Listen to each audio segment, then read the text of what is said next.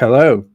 Hello, everyone. This is the second day of the Borderless JavaScript Community Conference. So, day 2, that means that we are in the middle of this huge event. So, yesterday we had a great day with a lot of good technical talks. Well, some of them were not that technical, but still, it was fun. Today, we will have more fun, literally, and we will have more technical talks. So, let me give you a quick overview of what is going to happen today. So today, we will start with our first headliner, and we will go and explore some generative AI and AWS. So it will be really good session, and I really advise you to join it. Then, of course, we're going to explore more ChatGPT. Yes, of course, and in the context of TDD. So it will be yet another great technical talk. Then we're going to proceed to another headliner of our conference, and we will explore more about things that you can pick up to develop your digital brand and how you can actually accommodate AI for yourself as well. Then we're going to proceed to some controversial and hot topic. Why do we need managers on the project? Well, that should be fun, literally. Then we're going to move on to some technical stuff, and then we will explore recent web frameworks such as Solid.js, Quick, Astro.js, and stuff like that. Then we're going to deep dive into form handling, and of course, our last but not least part of this second day of this conference will be game. Yep, game.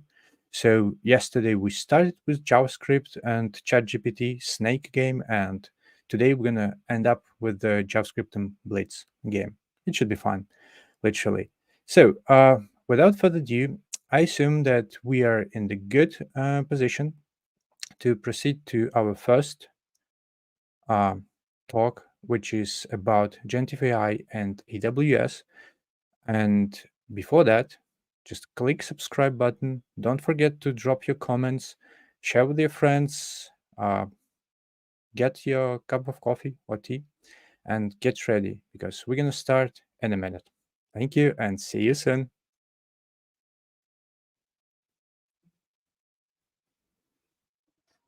Hello.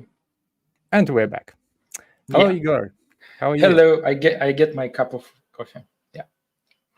Good. Good for you. I'm good. How are you? Yeah, fine as well. So do you mind to start your cool stuff about AWS and AI? Super Yeah, trendy, for sure. Yeah, we can start. Yeah. Cool. I have a great demo for today, so I hope you like it, and our audience as well. Okie dokie. All right. Yeah. So so you will be with me right here on the board. Okay. Got it. Yeah. Hello, everyone. So my name is Yegor Mysnikov. I'm Senior Solution Architect at AWS. Before that, I spent 7 years at EPAM and put a lot of stuff to grow in the community inside the EPAM. So I very great and thank you for inviting me on this conference. And today I'm going to talk with you about building with generative AI on AWS. All right, so for start, let's think of what is a generative AI. So generative AI, it's typically what you are creating from the one thing to another. So for example, you want to generate the new content or ideas for your project, or even images, videos, or music. And all these things are powered by large models, which are pre-trained on the big amount of data, and you can use it, and we call it foundational models. And what is foundational model? So as I said before, so this is like pre-trained models on the vast amount of unstructured data. And these help to increase the parameters inside the model. For example, you may see that we have like a llama, for example, 65 billion. So 65 billion, this is a parameters inside the models. And it's can and capable to learn complex context based on that, and also can apply the wide range of contexts and work with separate use cases, or you can adapt it using the fine-tuning or retraining for your particular and specific task in your domain, for example. And what was the before that?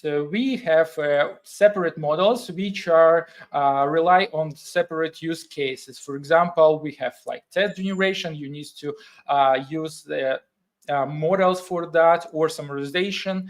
And we have separate models for that. But currently, we have one foundational model, like Claude or ChatGPT. So we have one model, and it can cover many tasks for you. From the text generation till the chatbots and Q&A.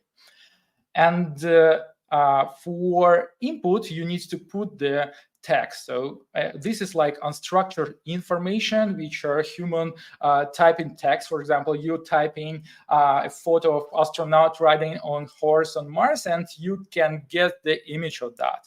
So it's called the multimodal. So we have a text-to-text generation. For example, you want to summarize some text on that, or you want to get embeddings. So embeddings help you to structure your text in one database and after rely on that. And for the use cases, this is a very big amount of use cases, from chatbot till anomaly detection, and all these things can covered by one large model.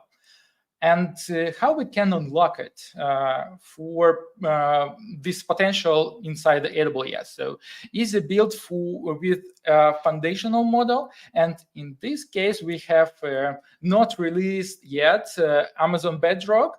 This is our new service which provides you access for the foundational models via API, so you can easily integrate it in your application using just API. So you don't need to think of how to set up infrastructure for that, what type of instances you need for running the models. You just go and get all these things from the Bedrock. And we already have Amazon Titan here, Anthropic with Claude version 1 and 2, and we have a stable diffusion to generate the images for you. So this is all inside one service, and I hope in near future it will be available and you can play with that and use all these foundational models in your application.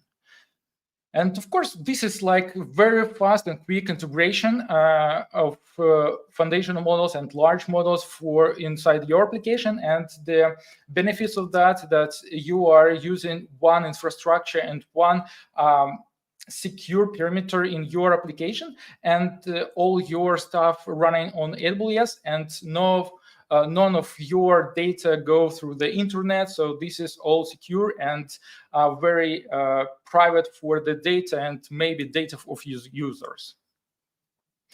All right, so but what we can do today? So today you can rely on open source models which needs to be running on the accelerators, and we have a number of them. So first of all, we have our own silicons which are support running large models. For example, we have inferential in Trainium. So Trainium help you to train a large model if you want to, or retrain on fine-tune for that. and inferential. Inferential help you to inference your model and rely on the output of this model. So this is like pretty cheap and performant thing how you can run your models inside the AWS.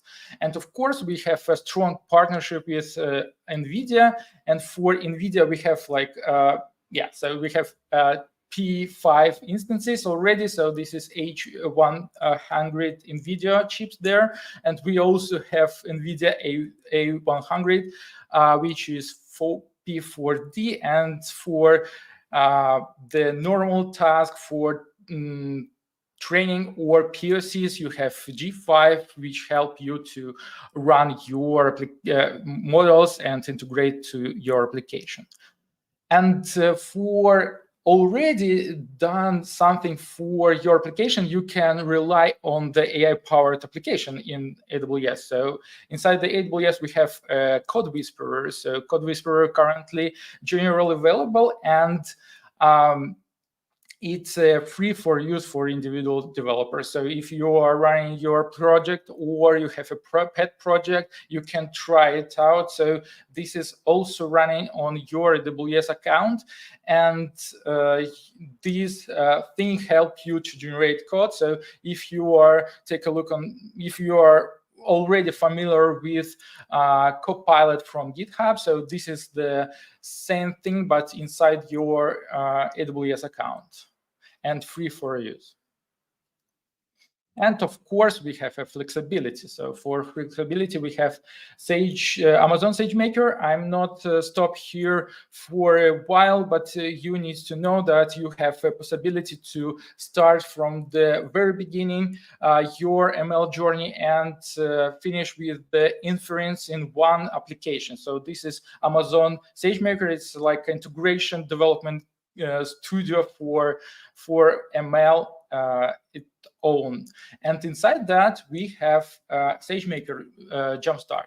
So you can think of this is like similar like Bedrock, but here you need to figure out what kind of instance you need to run your model. And Jumpstart support marketplace of the models, which help you to run every model inside the marketplace in one click.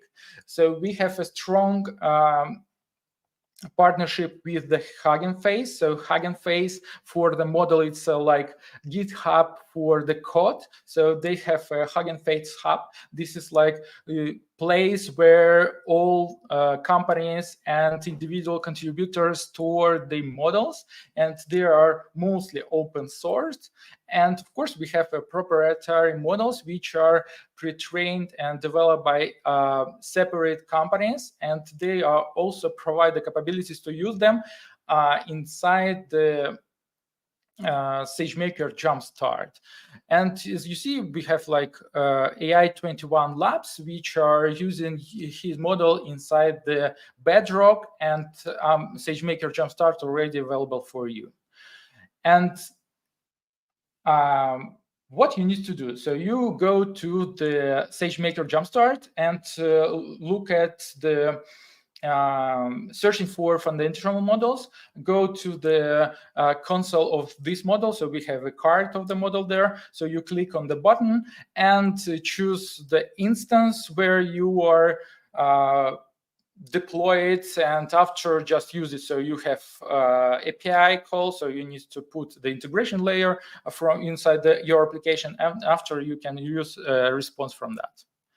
And interesting thing that AI21 labs train the model using SageMaker. So they are using the SageMaker to train the model. After that, provide you to use the model inside the SageMaker. So this is like interesting thing. And yes, so let's go to the demo. And for the demo, so this is more technical thing of my presentation, actually. So this is demo of JetBrains plugin, which we built with my teammate for 2 days. We spent like 2 days for building that. And it's we called it Gen AI Code Assistant, right? What this plugin do? So we have AI assistant from JetBrains. You can get the public beta on that, and so we have a chat bot which help us to work with the code. For example, you have a Lambda which integrated with DynamoDB, and you need to delete the item from that. And we ask our chatbot to explain this code. So we have explanation of this code. So for example, you just join a project and you can ask, hey, what does it mean, this code and this? And after your team lead asks you to suggest refactor of this code, right? So you need to do your first task on the project.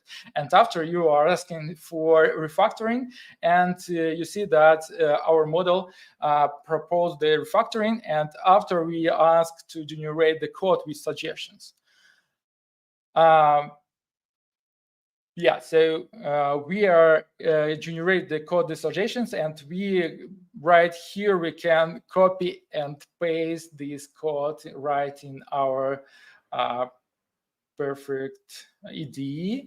And after we need to do the PR, right, for that. So we ask our model to generate a commit message for us, and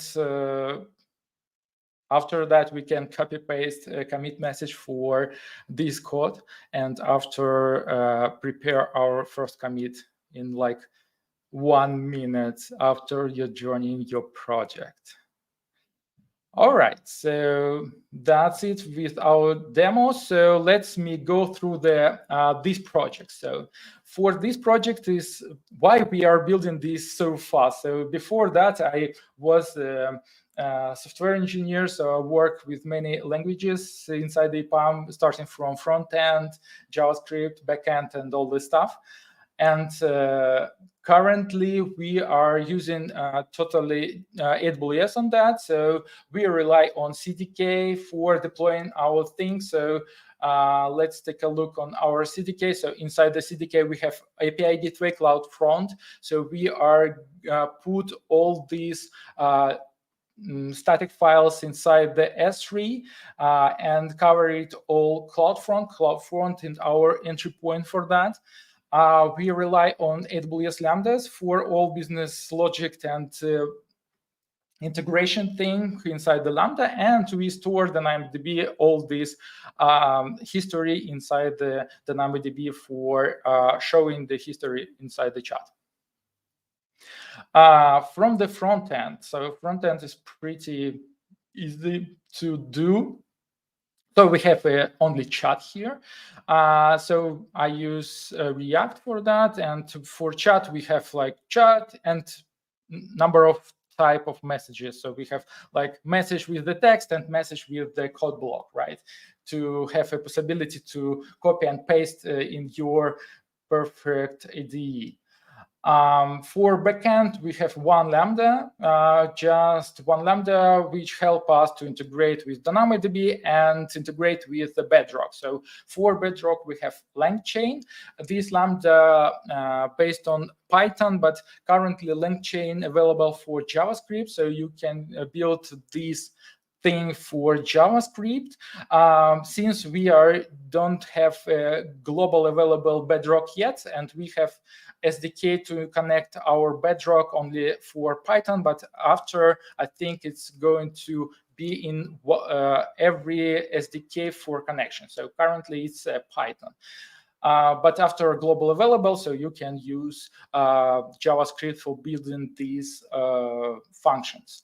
And for functions, we are using the Bedrock connection. So we ask Bedrock, we have a Bedrock endpoint here, and just putting this thing inside the Bedrock adapter inside the LangChain and get the response from that. And that's also for model, we are using Claude 2 for that. So I totally recommend to use this model for working, because this is like for performance and quality, it's very, very good. And the final, so we need to do our JetBrains plugin, right? So for that, you need to know Kotlin, but not so much.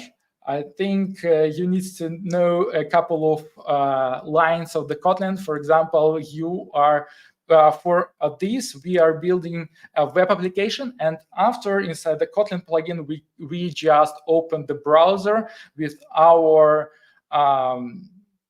CloudFront distribution, where we have all the stuff in one place. So we have front end and static, and also API in this API calls through the CloudFront as well. So we are open our plugin, and after we get an access for our chatbot inside the web browser and using as inside the normal web browser. And this is pretty much it. Yeah, so, and what we have, yes, so, yes. And I totally encourage you to start your generative AI journey today. And the easiest thing, you can start using Amazon Code Whisperer today. So you need just register your AWS Builder ID, and after connect it to your IDE. After that, you need to go to not Bedrock currently not available, but you can use SageMaker, Jumpstart to start the open source models. We have like Llama code there, so you can also play with the open source models and prepare your POC for use cases, because the POCs help you to understand how it works, and maybe this can grow to the real project for the customers. And of course, for the understanding what currently we already have, we have aiexplore.aws.amazon.com website, where you can explore use cases of AI, and maybe it's help you to understand what currently exists on the market, and maybe your idea not existent, you can start your project or startup. And that's it from my side, I think.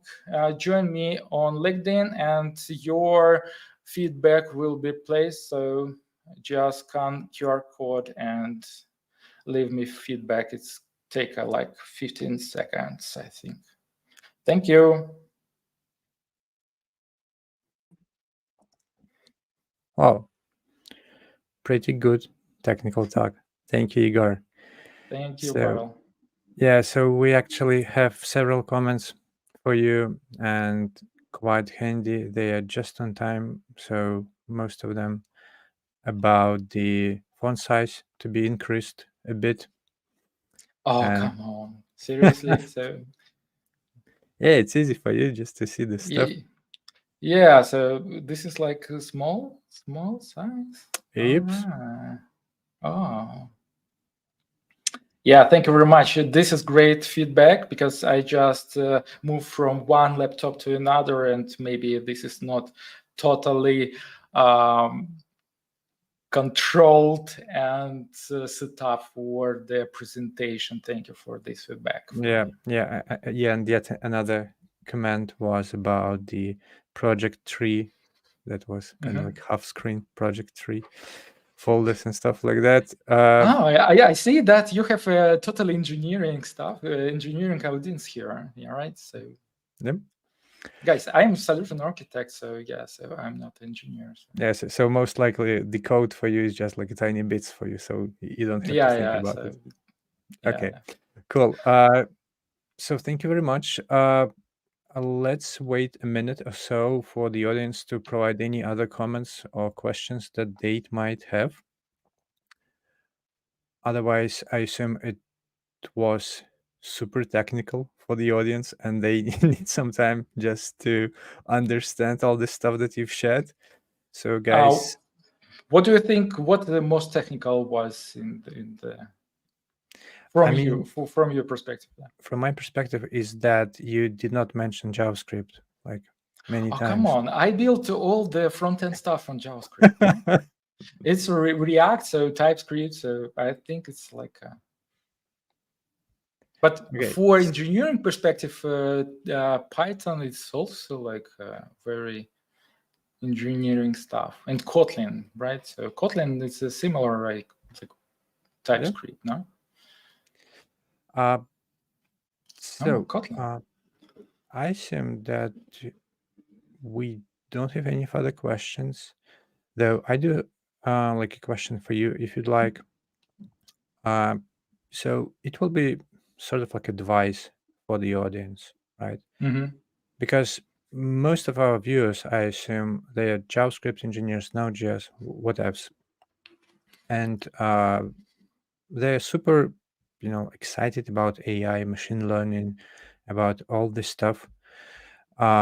So what can you suggest them, like, to not to go into the wrong direction, but actually to go into the right direction? Like some things to avoid while joining this AI world from your perspective.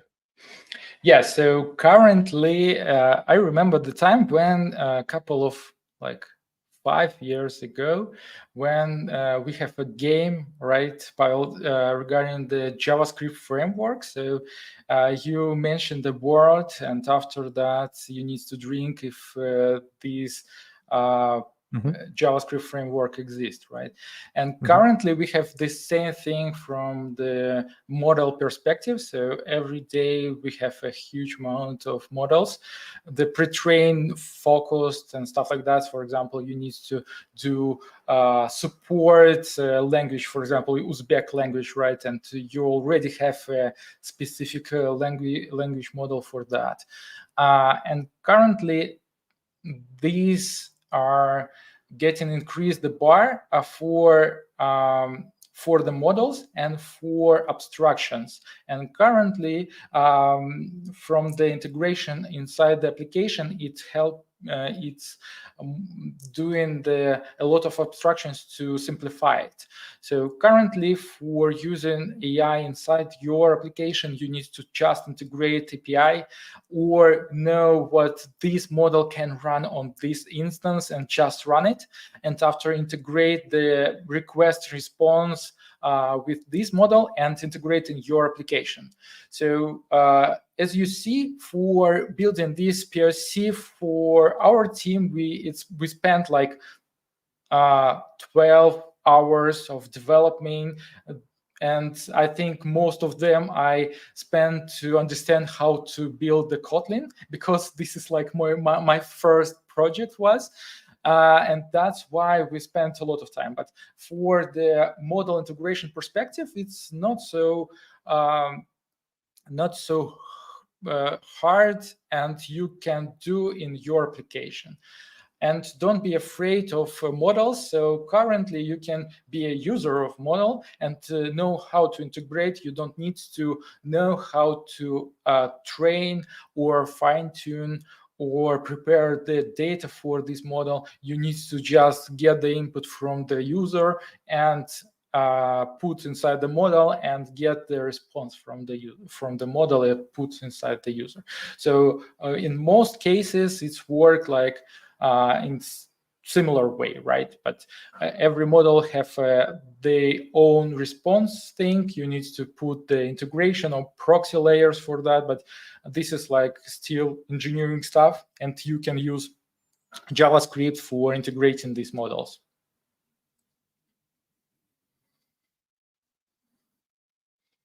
You're on mute, Pavel. Okay. Yeah. Thank you.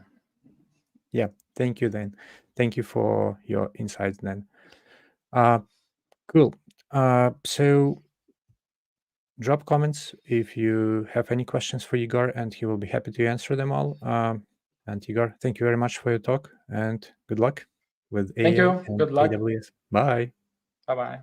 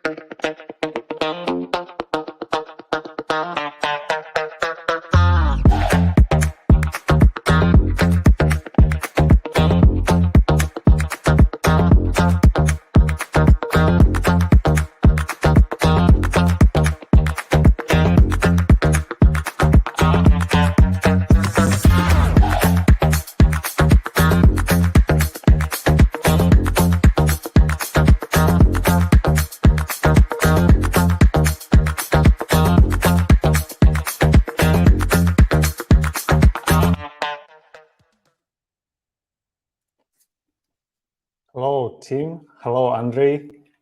Hello. Hello. Thank you for joining us all today. You have exclusive opportunity to ask questions to our speakers today. Also, all the headliners are ahead, and you can. This is a great opportunity to invite anyone who are interested to talk. And our next speaker is Andrei. I see that Andrei have experience, impressive experience of 17 years in business owner, lead software engineer, chief software engineer, the next level chief software engineer. Hello, Andrei. Hello again. Yeah, it's me, Yeah. but it's little bit outdated information. I didn't update my profile for 4 years. I guess I have more than 20 years of experience in software development, and I've been working in the PAM system for more than 13 years. This sounds impressive. About your talk today, you mentioned in agenda that it will be TDD with the ChatGPT. What is the backstage? Why did you decide to share with us today this topic? So it's a good question. In some community, I'm binded with TDD topic, and every time when I have a chance to talk about TDD, I do that. To be honest, I have training related to TDD with a big workshop and hands-on experience. I probably first time when I tried TDD, it was more than 10 years ago, and I like it, and that's why I'm going to talk how it transformed with AI and ChatGPT, and that's why I have this topic and present it today. Sounds very interested, and the stage is yours. Okay. Hello, everybody again. And today we are going to talk about TDD and TDD with ChatGPT and probably with other AI tool. First part of my presentation will be about TDD, and after that we will have something like workshop. With ChatGPT, we will try to implement task in TDD style with ChatGPT online. So let's start, and I will talk about myself. Yeah, I've been working in IT for more than 20 years. I have open source projects. Probably you know my most popular project. It's GSCPD, copy-paste detector for programming source code. I have really wide spheres of interests. I like JavaScript, Python, I like AI, databases, search engines, so I like math. Let's go to the next slide. I'm going to share information about community where I'm a leader of the community. It's mass random community. We talk weekly. We have weekly talks regarding JavaScript technologies, regarding interesting topic from the JavaScript world. And we have Telegram channel and YouTube channel. Feel free to follow us and discuss every week about interesting things from the JavaScript world. Next community, what I'm going to highlight, it's Codeberry Club community. We have probably monthly streams, and we talk not only about JavaScript, but we have really advanced engineering topics in the community, and we have really cool speakers who who deep dive in really technical and interesting stuff, feel free to follow us as well, and welcome to our streams. Probably last thing what I'm going to advertise today, it's a book, one of my favorite books from IT Vault. It's Test-Driven Development by Example from Kent Beck. Kent Beck is the author of Test-Driven Development, and probably most part of the information related to the technology I got from the book. If you're going to improve your TDD skills, feel free to find it and read it. So let's move to the topic, and I'm going to start with testing pyramid.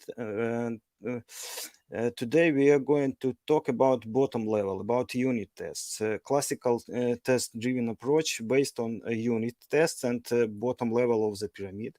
And with AI, we will try to do that level. But anyway, we have different other variants of TDD, acceptance test-driven development or behavior-driven development, and you can use some practice from the presentation for that levels as well. But today, out of scope. Let's talk. Let's remind what TDD is, and when we start talking about TDD, everyone knows that it's test first. So we write test before code. But in the book, we can get information about other parts of the process. First of point, I would say it's navigation map. I will describe why it's important. Also, we know test first, assert first, and fail first. And when we do all the steps, we will have this loop red-green refactoring. Let's try each of our points and discuss about it. Navigation map. When you start to working with some task, you make a decomposition of big task to smallest one pieces and try to understand what you should do, what steps you should do to implement the task. For my opinion, it's most important part of the TDD.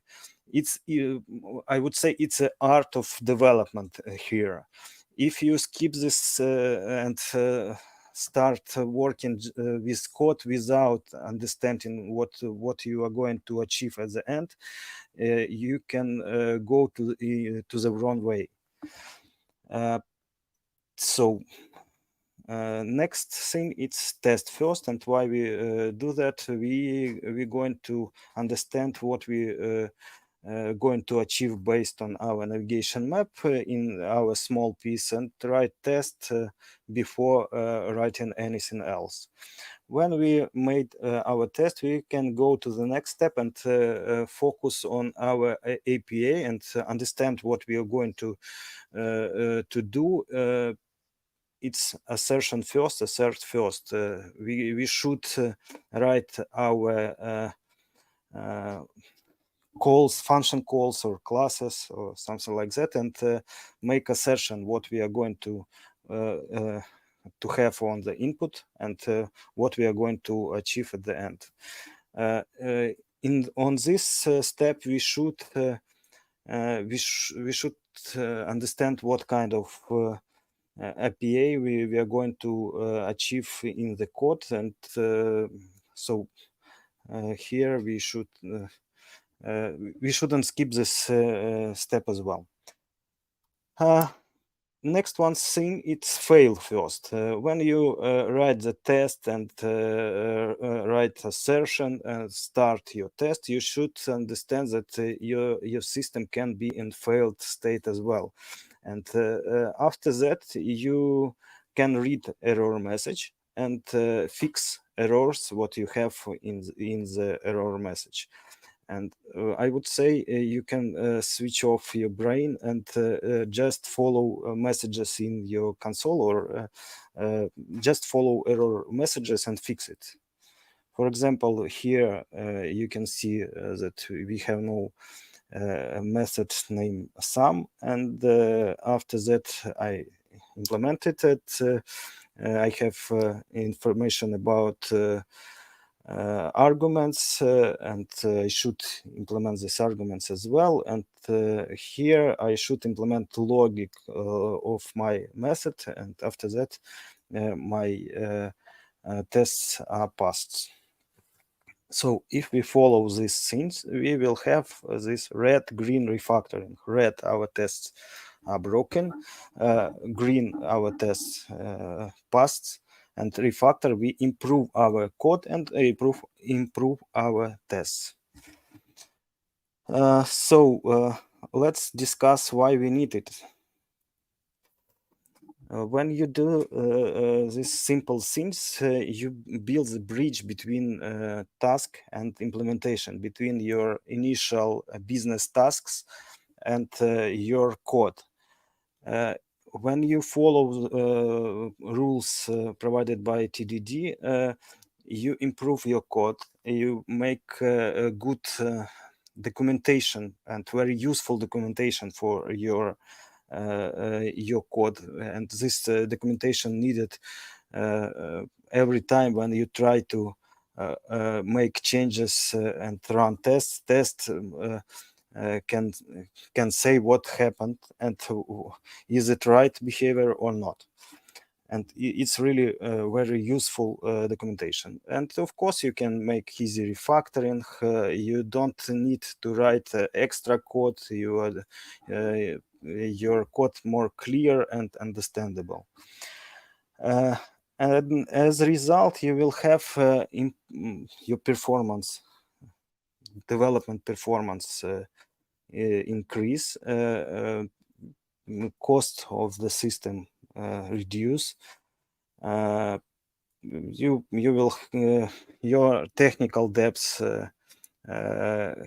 in manageable state, and it's really useful and good tool for developer.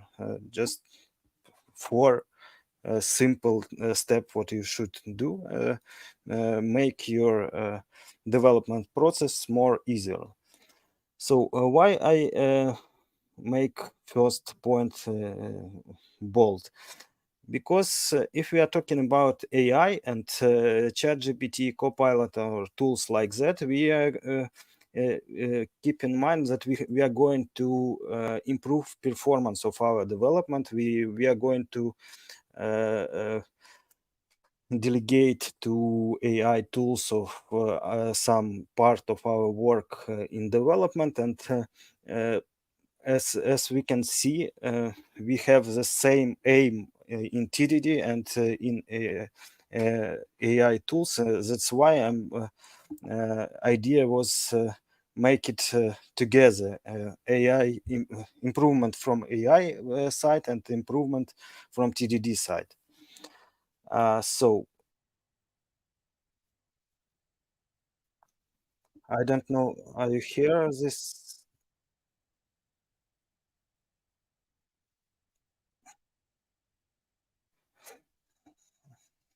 okay.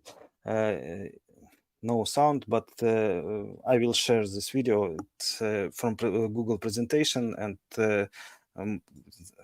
everything what you can hear here, it's AI, generative AI.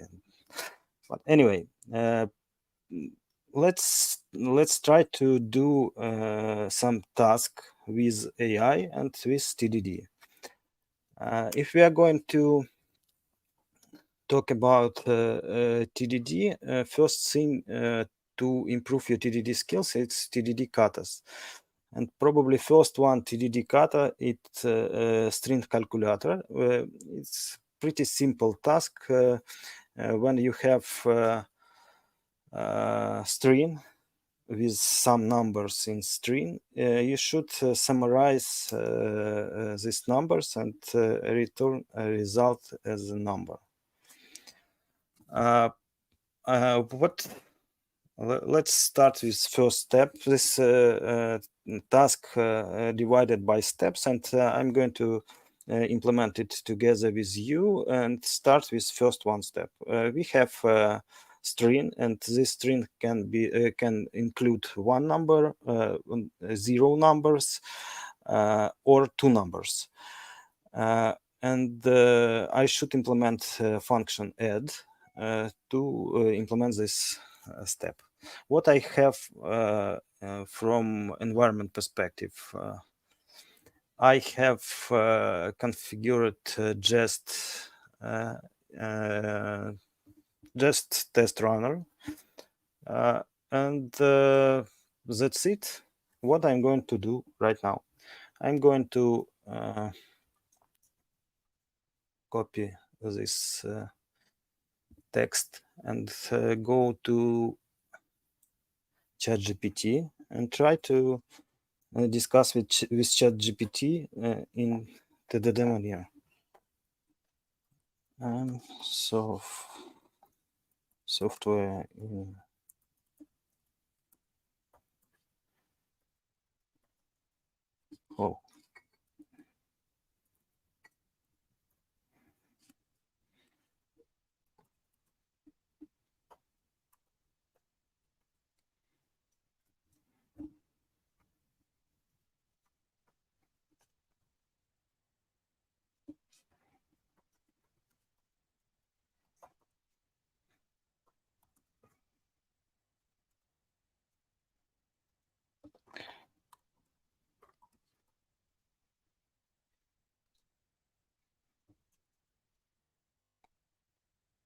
First thing what I'm going to do right now, I'm going to make the composition of this task, and I'm trying to ask ChatGPT to make this decomposition to make navigation map.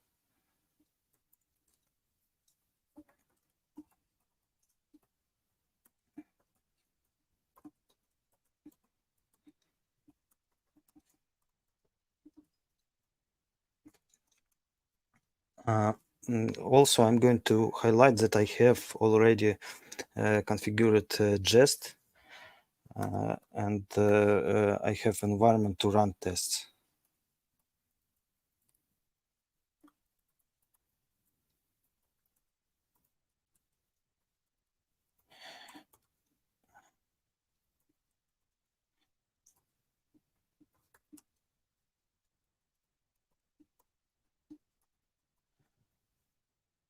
Let's try.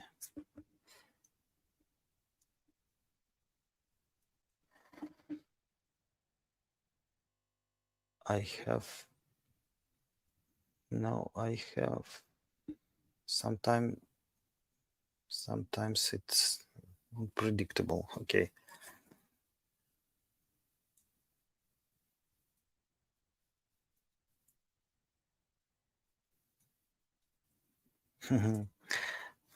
I'm going to stop and just ask about navigation map.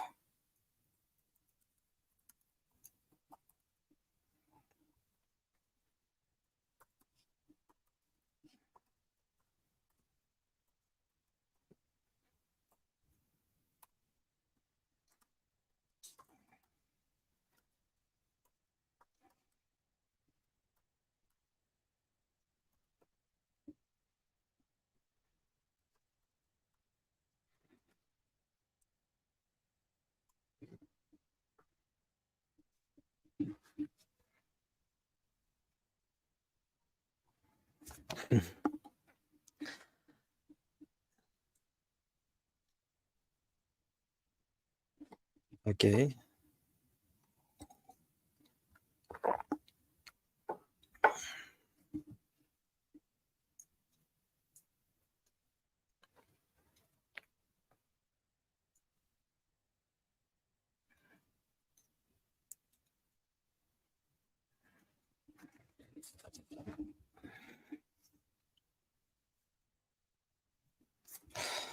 So looks like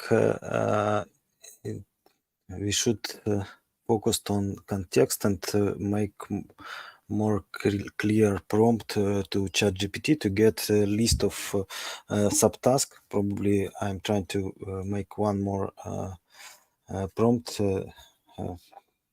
something like this.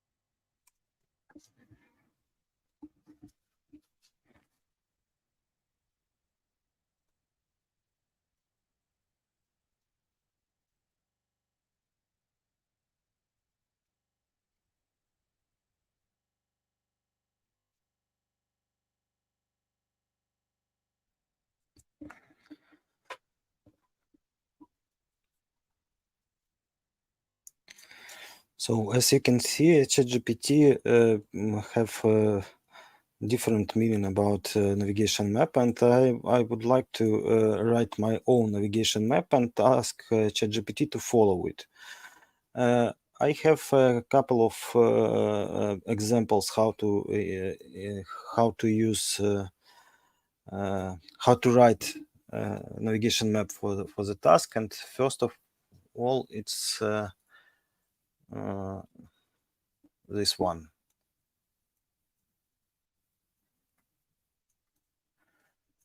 If I have empty string, then I will have 0. If I have a number, I will receive number, and in case of 2 numbers, I will have sum of the numbers.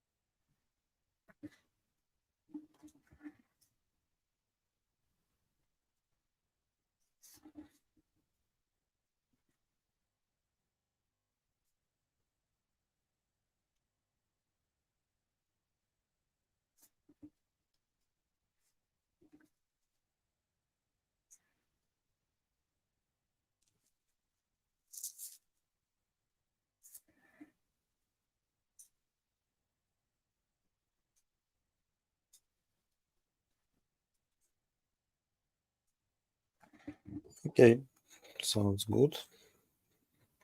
So in this case, you can see that ChatGPT it's just a mathematics algorithm, and you should understand task better than ChatGPT and make this art of the decomposition to get better results at the end. So now we have a navigation map with my steps, and I'm going to write tests, to ask ChatGPT to write tests first. Could you please tests for first point?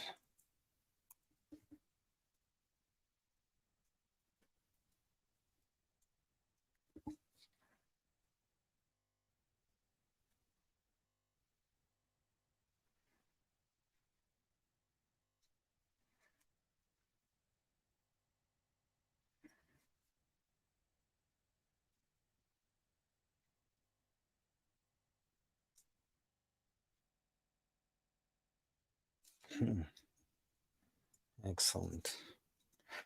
Also, I can point that I have different file names. In our case, I have this one for test and this one for code. Let me ask.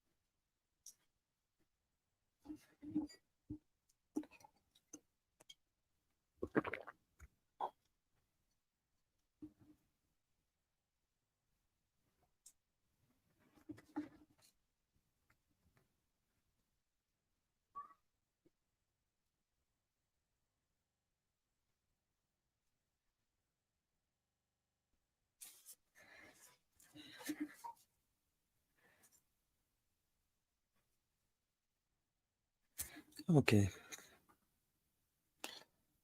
Let's paste it and try to run the tests. Yeah, I have two failed tests and not a function. I have two variants to discuss with ChatGPT. I can copy this error and ask to fix it.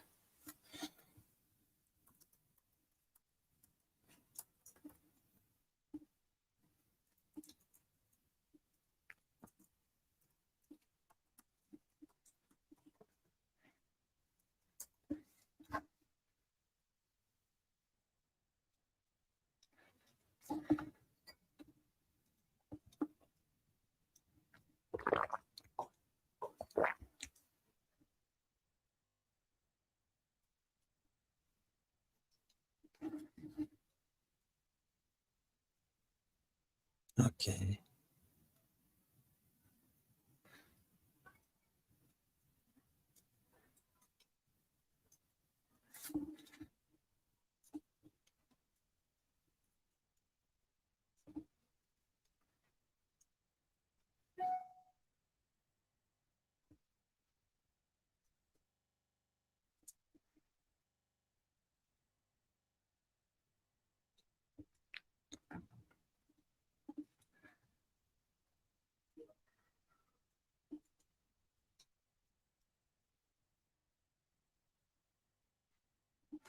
And second variant, I should ask, I can ask to implement the task.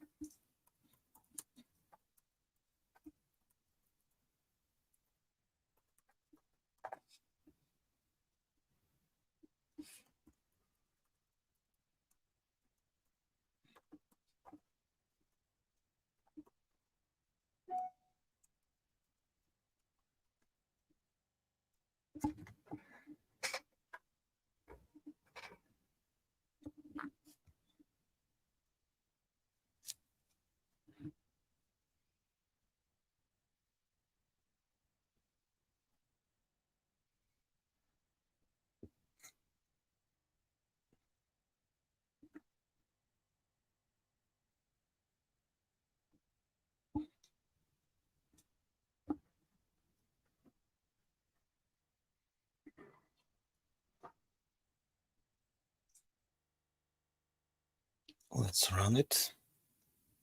Excellent, our tests are passed. Let's move to the next one.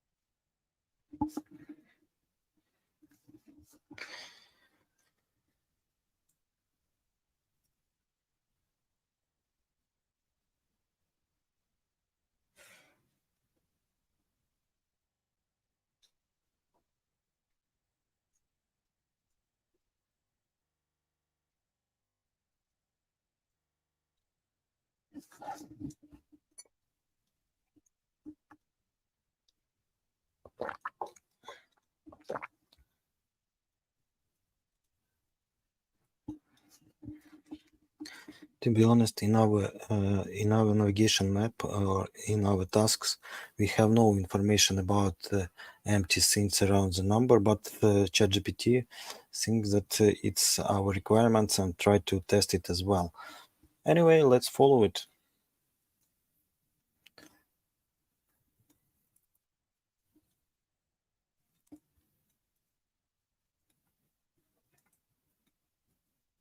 Yeah, we have 3 errors, and code. Yes, please. Should be polite with ChatGPT.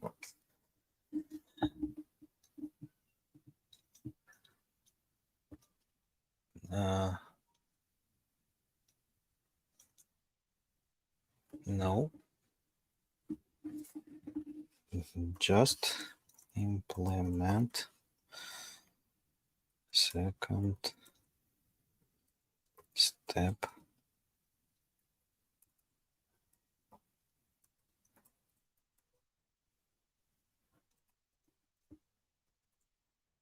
Test green.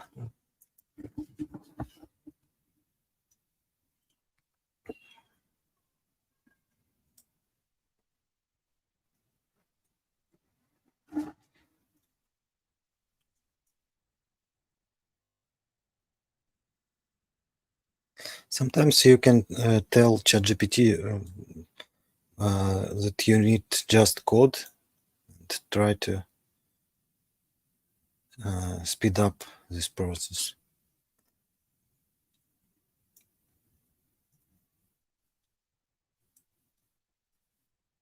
Okay.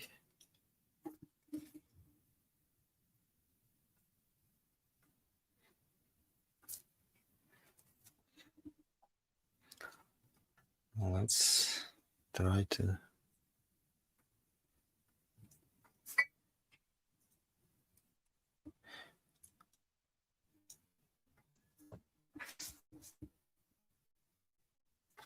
Excellent. All of my tests are passed.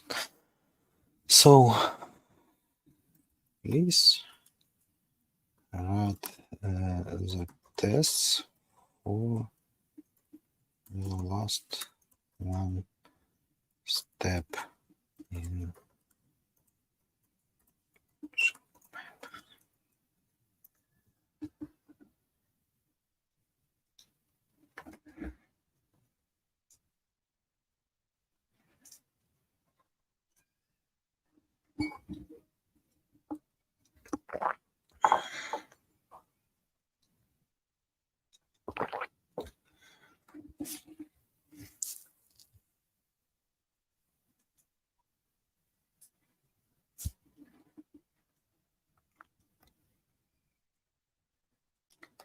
So we have tests, and here we can see tests for numbers, for decimal numbers, and for numbers with spaces. Let's copy it and add it to our environment and try to run it.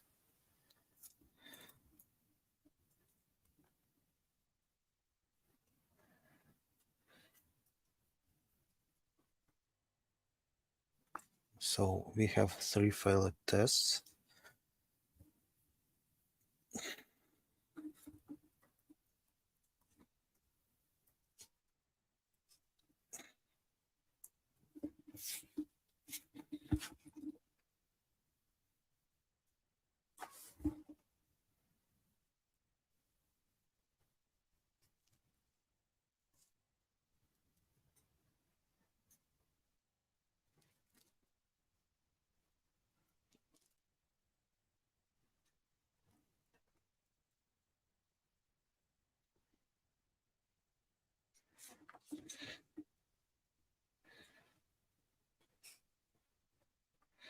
Excellent. I think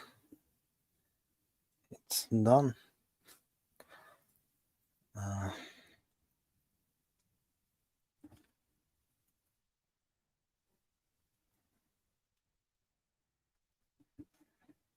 Yeah, everything works fine. Let's ask ChatGPT about refactoring.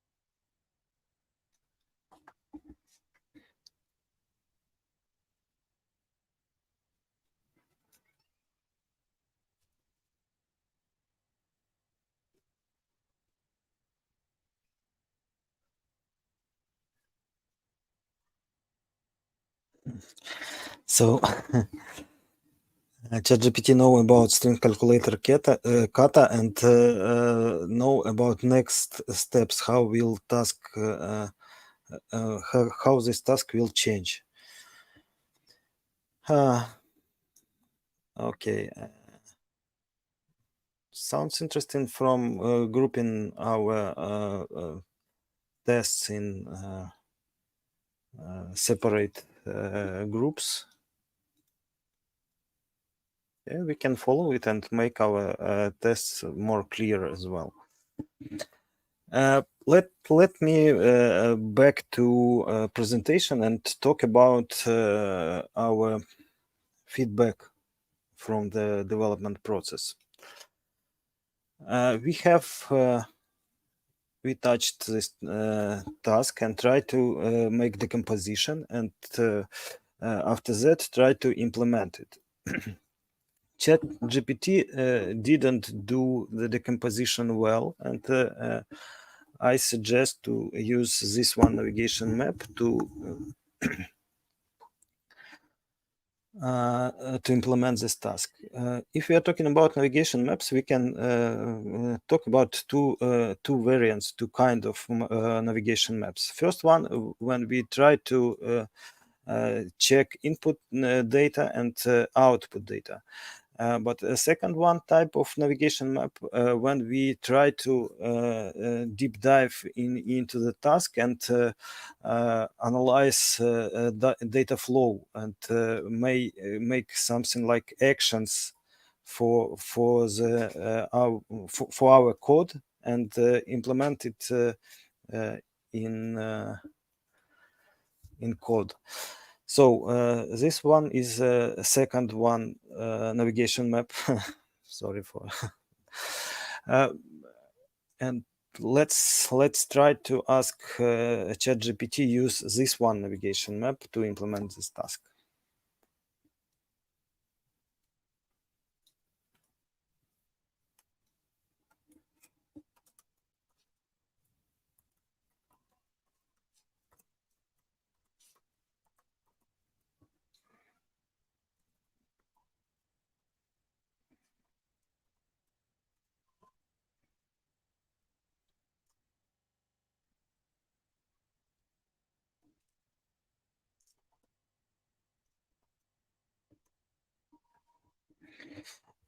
When we use a navigation map like that, at the start, we should think more about our actions and probably in this case, you will have something like art of development.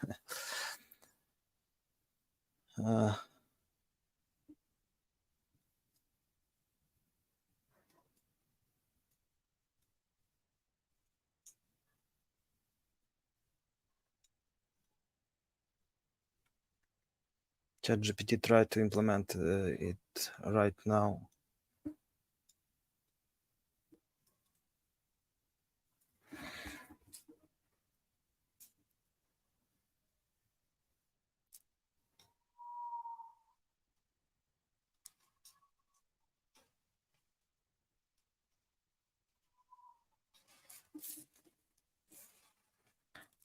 As you can see, ChatGPT don't use TDD and write code first, and after that cover it with tests. So as I understand, we have just 3 minutes left, and I think it's a time for questions.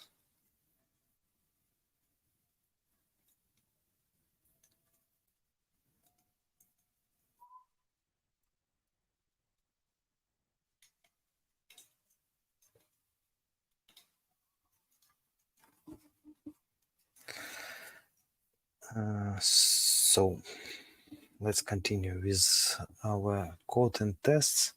I can see some questions here.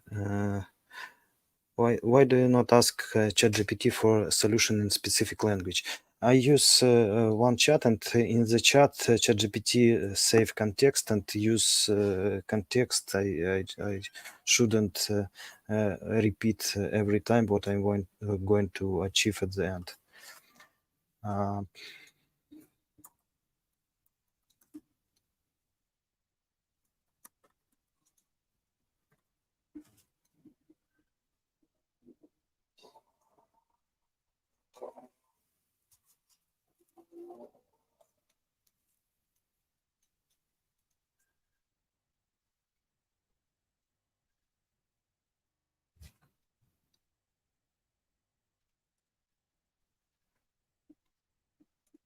Andrei, thank you a lot. While you're doing this, and also you spark some negotiation inside the chat, how we should use ChatGPT. My question, I have a question. You said Okay. that you still need to understand the task better than ChatGPT. That's mean that we still need it to make a perfect solution. What do you think? Should we start understanding how to use ChatGPT and what are the pros and cons? Is it time right now to start exploring it? So yeah, we still need it, and we should understand what we are going to achieve at the end. We should can make decomposition, and we should some of our decision can be provided by ChatGPT, and we should do that. I'm not sure that I have a really clear answer for your question. I think when we're talking about something like art, we shouldn't replace people and use just algorithms. We should replace. We should use AI for some routine tasks, and writing the code, it can be routine task, but make a good decomposition of our initial tasks. It should be it should made by people. So looks promising, and the future is now. Thank you, Andrei. Thank you. And I'm passing the word to Pavel and the next speaker.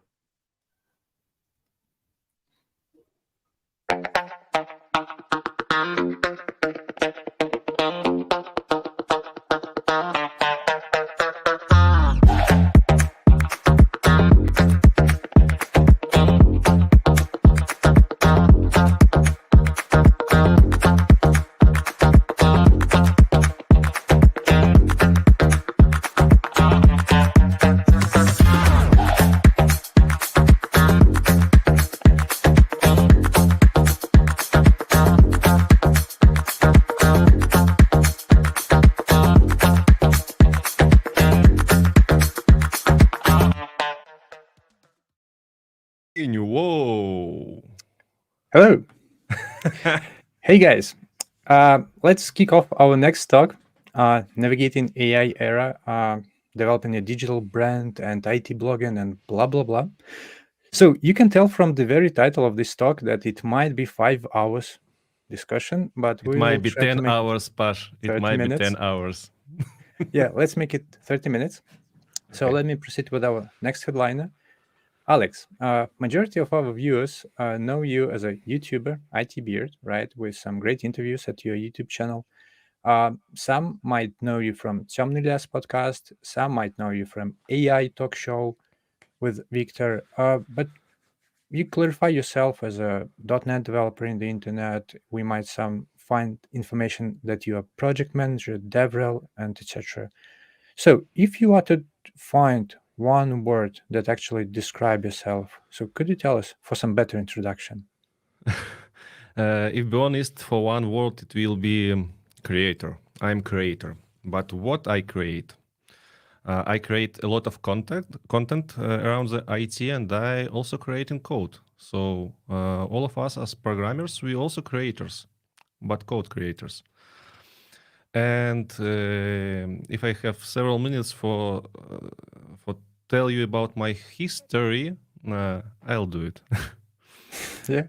Approximately since 2011, I was like a programmer, but last 2 years I'm working as a content creator and community builder at Anywhere Club project.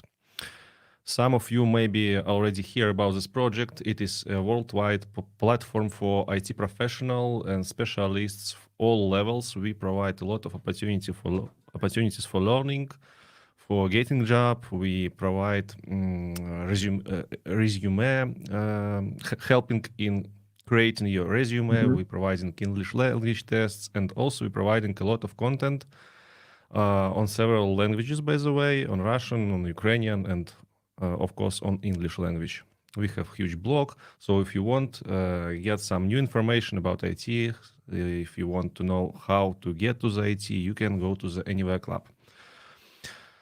And also since 2018, I have been doing video blogging on YouTube.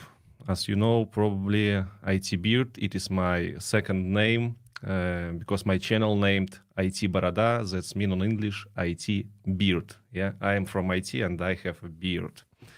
I make IT and technical content for programmers, and not only for programmers, even for people who interested in science and technical topics. What else? Last half an year, together with Victor Shulenchenko, already mentioned by you, Pasha, we creating podcasts about AI news. Twice per month, we creating this podcast, AI podcast. You can easily find us on any podcast platforms. And also, maybe last let's say last 2 years, I make a lot of efforts to create Belarusian language community here in Poland and also worldwide. So I created hugest Belarusian language Mastodon server. I make a lot of content on YouTube for Belarusian language people, and also I make a lot of content about AI on Belarusian language. For example, 4 hours lectures. That's it.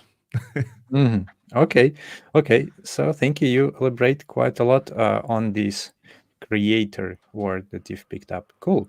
And since the main topic of our conference is AI, do you mind to give some information about like AI, right? What does it mean for you? Why did you decide to cross your path with AI at some point? Oh, okay. So my introduction to AI technologies, I mean machine learning and deep learning, data science, happened a few years ago when I made a lot of content on YouTube channel IT Boroda around these topics. Then maybe in 2021, as a programmer, I started to use GitHub Copilot, already known for our public, I believe. It is smart linter, and as a programmer, I use it almost 2 years, and immediately I felt in love with this technology. And then after several years, I start using ChatGPT. That also awesome tool for programming, for blogging, for almost each aspect of your life. And to answer to your question, what is AI? There are like no simple answer. From the simplest point of view, it is a generative neural network. From my perspective, for now, it is generative neural networks. Generative, it is important because these neural networks create something new. They have an opportunity to create something new. And this is pretty like how our mind works. For example, ChatGPT can generate new text or generate new code. And there are a lot of many examples of such networks like GPT-4, GPT 3.5, Llama, maybe you know, it is a network from Facebook. Palm 2, this is network for BART from Google. Claudia, and a lot of different examples. All of these neural networks called LLM, large language models. And for me, large language models today, the most similar in the behavior to something that we can name intelligence. But the definition of the term of intelligence, our natural intelligence, it is pretty hard story, and almost every scientist today can give his or her self explanation of this term. So I will not think of something new here, and probably we will have problem with the definition of this term for today. Okay, I see your point. Thank you, Alex. Well, also you've mentioned so many tools, right? So several times you've mentioned ChatGPT, right? Then you've mentioned BART, then you've mentioned Llama and other things. So what is your preference here? What do you think will be the winner, like eventually? Okay, of let's this try a little bit explain. competition? Here we have several huge players on this market. Yeah, it is OpenAI company with ChatGPT and GPT-4. GPT-4, it is like an architecture on which based ChatGPT. Also, GPT-4 provides their service to Microsoft, and Microsoft hosting their Bing AI based on ChatGPT, on GPT-4. So Bing AI and GPT-4, it is pretty similar things. We have Google with BART. BART works on their own LLM named Palm 2, and looks like Google make BART only for competition with OpenAI. And from this perspective, looks like BART always somewhere behind of GPT-4, unfortunately. And also we have Anthropic, also a huge company that create LLM named Claudia. And we have Facebook with Llama. What's interesting, Facebook only one company which made LLM for open source. So only Llama can be deployed on your local machine without any problems. What interesting about what can I say about each of these LLMs? For example, BART was released, as I said, in a hurry to show the world that Google is not abandoned by OpenAI. But still, BART is not bad. It is bad in a lot of things in comparison with ChatGPT, but it is not bad in writing code. It is still not better than ChatGPT, the GPT-4, but it is good enough for using every day, so you can try it. About Llama, also interesting things. It is open source LLM, and it means that Llama has much more less power in comparison with GPT-4, but specialists say that it can compete with GPT 3.5. So you can easily use Llama for a lot of tasks. And what is interesting about Claudia from Anthropic, not a Claude, excuse me for my English. Claude has several changes. For example, Claude has context size 100,000 tokens, and it is 3 times more than ChatGPT. Yeah. So you can use Claude as a powerful competitor for GPT-4. So Alex, to summarize, let's say, what is your idea about, let's say, like next year? Who will win this game? For next Who will be year, who will be the most popular? Right? Yeah, for the next year, it will be OpenAI. It is pretty simple story. OpenAI in this world, like scientists, they always on ahead of the science. So almost each new things firstly appears in OpenAI products and then brought to other products. So I'm pretty sure that it will be OpenAI, but it is only LLMs. Sorry, Pavel. Here I need 5 more minutes maybe because Sure. Absolutely, go. we not use in programming only LLMs. We use a lot of different tools, and I can say that for now we have 3 main, like a group of tools. First of all, we use smart linters. GitHub Copilot, already known by all of our listeners. Also, I can recommend Code Whisperer. This product from Amazon, and it is almost free, and it can compete with Copilot. And also, you can use a lot of bunch of the similar projects, Tab9, Codium AI, but Code Whisperer and GitHub Copilot, it is your choice. These smart code completion tools just write code with, for you, yeah. So it is first point of interaction with AI that you as a programmer should use. Second point of interaction, it is integrated AI chat inside your IDE. Here we have 3 big players: JetBrains AI Assistant, MachineNet, and GitHub Copilot Chats. JetBrains AI Assistant and MachineNet, 2 projects that work in almost all IDE from JetBrains. So this is just integrated ChatGPT inside your IDE. But what's interesting, MachineNet, it is a project from Belarusian guys who lived in London also, like you. And they create the project that really can really deep looking inside context of your programming project. So if you want to try pair programming with AI through the chat, please try to use MachineNet. If you use Visual Studio or Visual Studio Code, you can try GitHub Copilot Chats.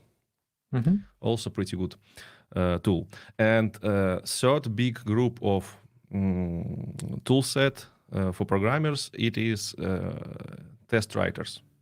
You can completely write almost all unit tests using by only AI. Here you can use also MachineNet. MachineNet create awesome tests for Java. And if you want try different language, not only Java, you can use Codium AI. Codium AI, it is Israeli project, also pretty good. If you write in OnJS, you can use Codium AI. Okay. Good and solid explanation that it's not that simple here in Pavel, AI. One more minute. I have Okay. another one slide. With tools that currently like not in production, but these tools shown us the future of programming with AI. Our listeners can make a picture of this slide and then just Google these projects.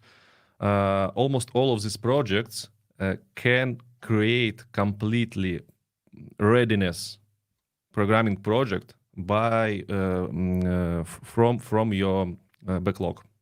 So you just put backlog inside GPT Engineer, and after several minutes and after several dollars, you get workable project. And it is important. It is our future, but we can sleep well for now because these tools pretty dummy for now, and they can like generate a lot of boilerplates, but it is not like a good quality code. So for now, it is just science tasks. But if you're interested in it, you can try it. That's it about programming tools. Okay, cool. Thank you, Alex. And what if we transform our talk a bit about creators, right? How actually AI can help creators to create content, to compete with each other and stuff like that, from your perspective? AI systems can can get you opportunity to spend less time for creation content. These systems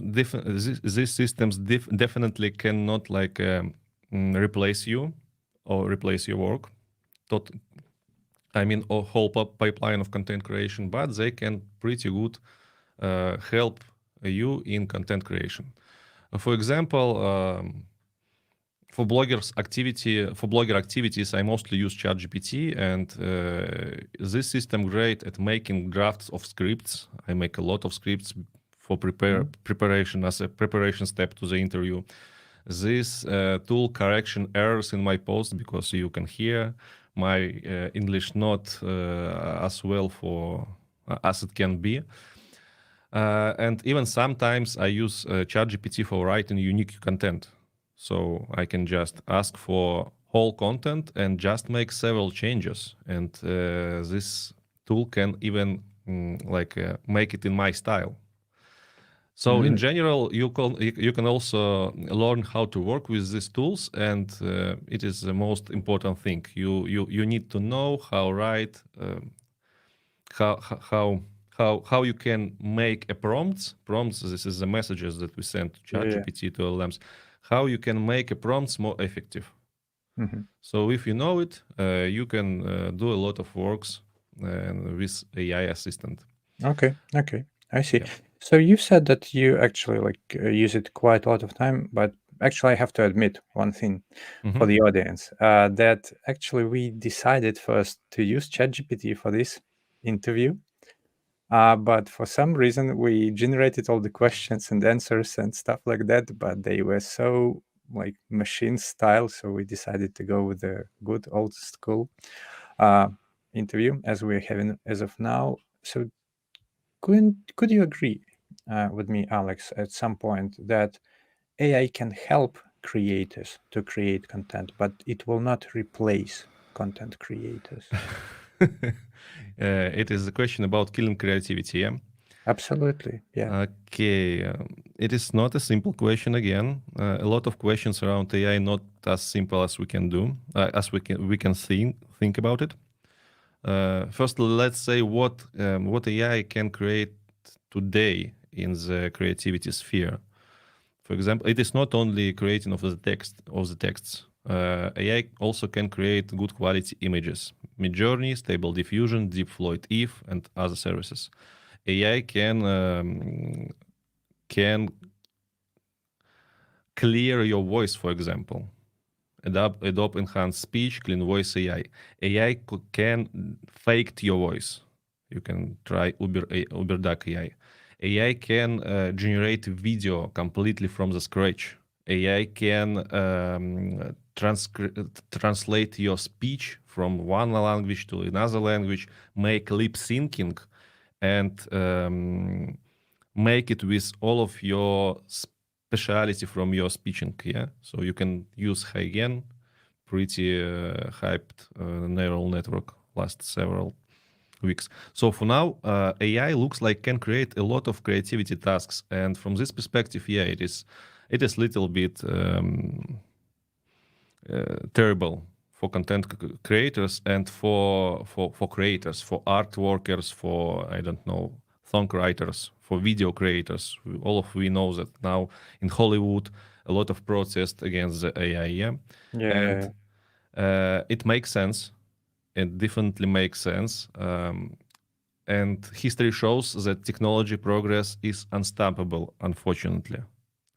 Unfortunately, people will lose their jobs because of this progress. And it is very important to support these people.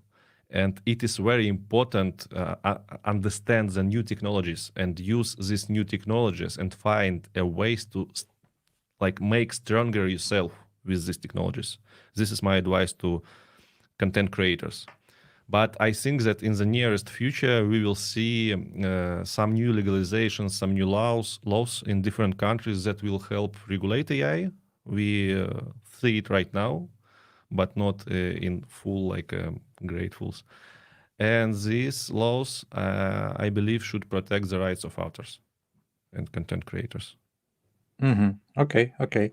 So creativity is a bit like controversial topic. So we might sort of like argue with the like unique context and stuff like that. But what about developers, right? This is like very popular opinion that at some point AI will kill all developers. What are you gonna do? AI definitely not kill all the developers. To be honest, there are can be two ways: AI kill us or AI don't kill us. Yeah, like with dinosaurs on the street. Yeah. But it is like a joke. I think in the next few years, we as a developers will get used to the new AI tools, and they will become like us. They will become to us like a general things, like a linters. Yeah, almost all of the people use linters, and I mean just general linters, even not Copilot. So in several next years, we will use AI for pair programming. We will use AI for writing a test, writing a boilerplates, and it will be totally okay. I also think that pair programming, as I said, with AI will become firmly entrance with programmers. And in addition, the style of programming will change, and perhaps we will reach higher levels of abstraction, where the like a monotypes part of coding will be done by AI. And there are a big question: why do we need juniors? Yeah, for example, because all of juniors' tasks can be moved to AI to AI side. And if everywhere we will need like shepherds for AI of middle levels and above, what juniors can do? And the answer is not obvious yet, but it seems that entry into IT will also include basic skills how to work together with AI. Together. For example, it is possible that position of a middle developer in the nearest future will turn into the first step of career growing in the real IT and real programming. This is our future. Okay. I think. Okay. Cool. Thank you, Alex. I assume that at some point we might wrap up our talk. But what if we try to give some advice, right, to the audience, some from your perspective, right? Let's wrap up all the things about AI, programming, dev creation stuff, and stuff like that. So, from your own perspective, what is the advice from your side to the audience? There can be only one advice: keep an eye of these technologies. Keep an eye, try to make yourself more effective, more productive together with AI. This is the future.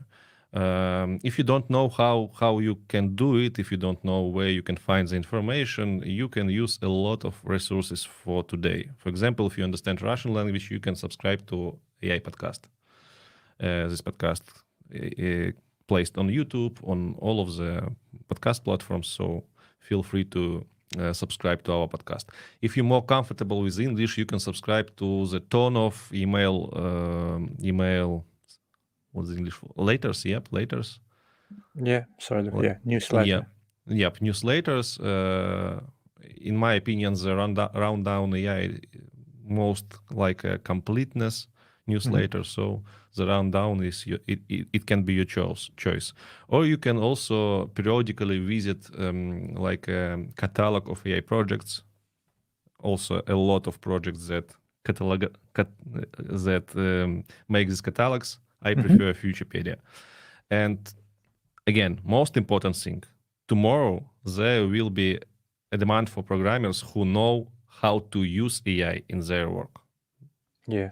Just keep it in the mind. Okay. Thank you. Good advice, Thank you, Alex. Pavel. Yeah, let me check comments, whether we do have some comments for you or not, and otherwise we might wrap up then.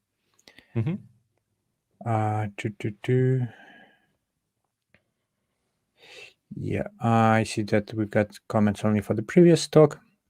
So that means that you've explained yourself in a very detailed way. So I just want to say thank you.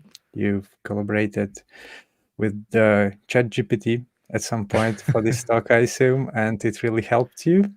So yeah, I wish you good luck and all the best with your AI. Thank you very much, Pavel, and thank you all of the team who organized this event.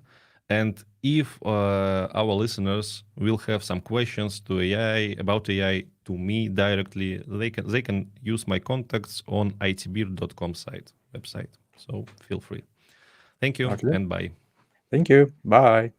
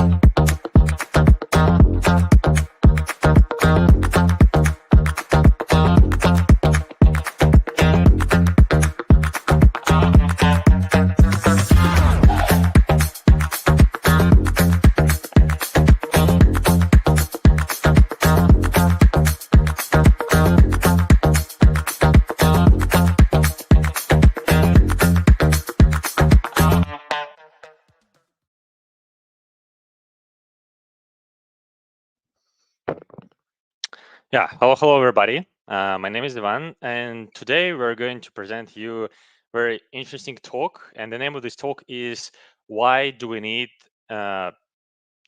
project? Why do we need managers on the project? It doesn't mean what kind of managers, just the common question: why do we need them? And this question is because we have like a very popular stereotype that we have engineers who are actually doing their job, and we have a lot of different kind of managers. They are just saying, okay, let's do this like here, another one says something else, but no one actually does something very valuable. So that's the stereotype, that's the common approach. And let's think about having managers on the project, and let's think about what advantages we have if we have if we don't have managers on the project. And the first advantage is we don't have useless meetings such as retrospective, daily stand-ups, because it's boring. We spend a lot of time there. And the second one is less time is being spent to explain to managers that his idea is not possible technically, because like managers, they are trying to create something that is not actually even possible, and nobody has created it even before. The next thing is no micromanagement. Then customer pays less because managers, they have really high salaries, and customer pays for that. But for that for that money, we can hire more developers actually. The next point is we can spend more time for writing code because we don't need to spend this time for unnecessary communication. And the last one, you don't need to know what does story point mean. Okay, that's about advantages of not having managers on the project. What if we think about disadvantages of this approach? That's a great question. So nothing came to my mind when I was creating this presentation. And let's think about some theoretical project, very beginning phase of this project. And we will take through all stages of this project while this project will be growing. And currently we are at the very beginning of the project. And here is the setup of the project that we are currently have. So you can see that we have an engineer and we have a customer. That's a very simple project. That's why we don't need to have any more people. Let's take a look at engineer responsibilities. So first of all is, of course, writing code, and the second was communication with the customer. Nothing else is expected from engineer. And let's take a look what will happen with the project in 1 year.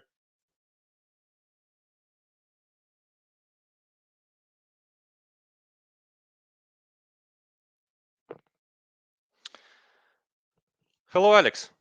Yeah, hello, one. How is going How are you on? doing? Yeah, pretty well, pretty well. Yeah, we already finished the features that you proposed previous time, and now, yeah, I have a rest. Yeah, that's great.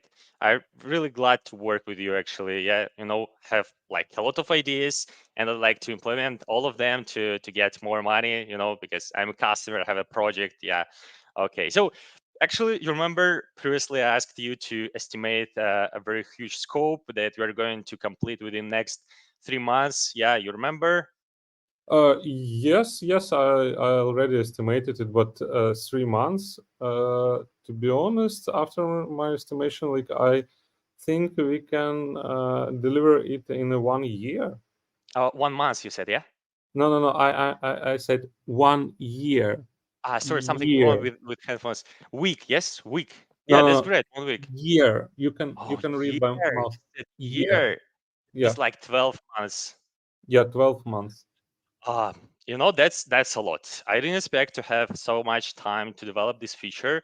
And you know what we Yeah, are but going to it's a huge feature. Like Yeah, but a lot of. we have New Year soon, and we are going to implement this feature uh, before this New Year to gain more money during New Year because we have a lot of ideas and would like to implement them.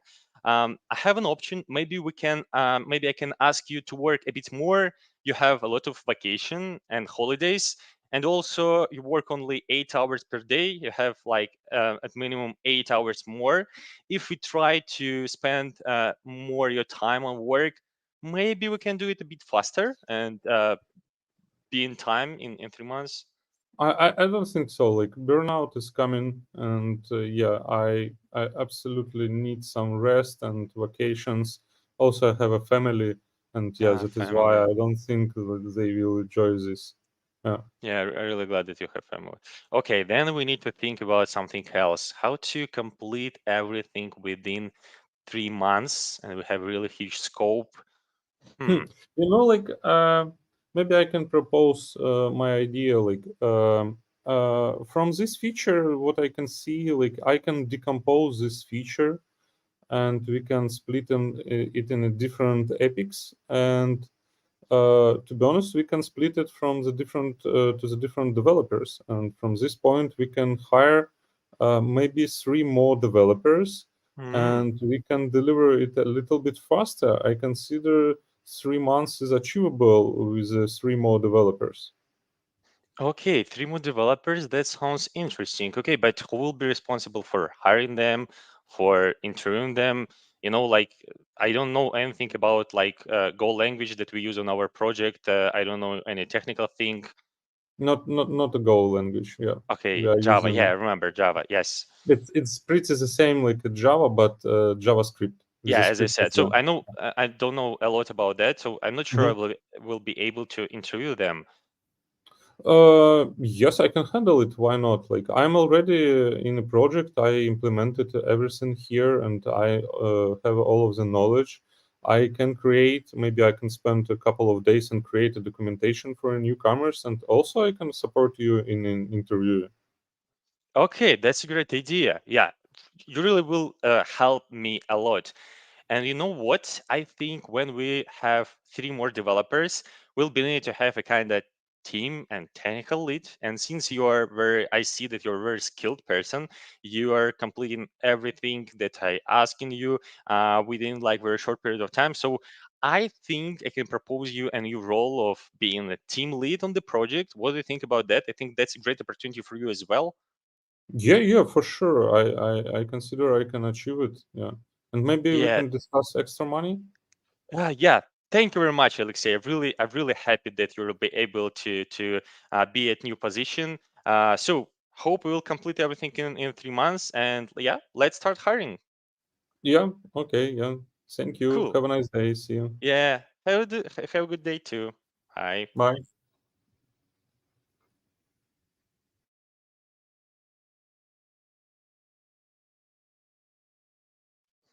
Okay, you just seen the conversation between customer and engineer in 1 year after the beginning of the project. So the next stage of the project is team growth.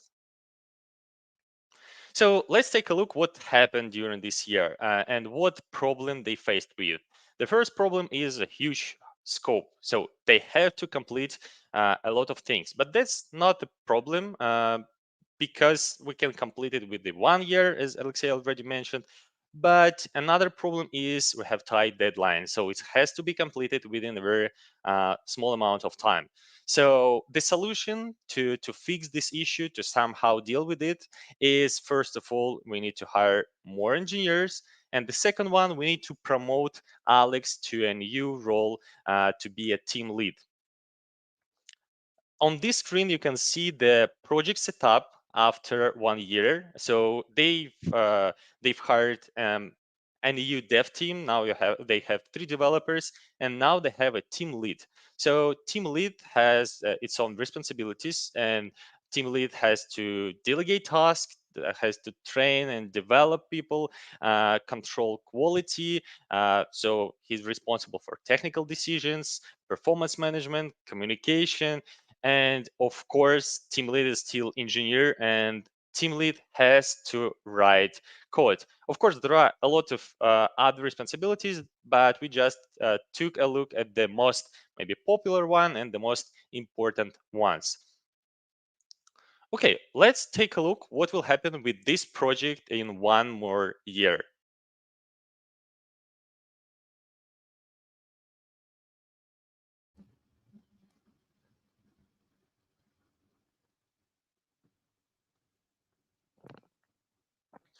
Hey Alexei, Yeah. Hi there.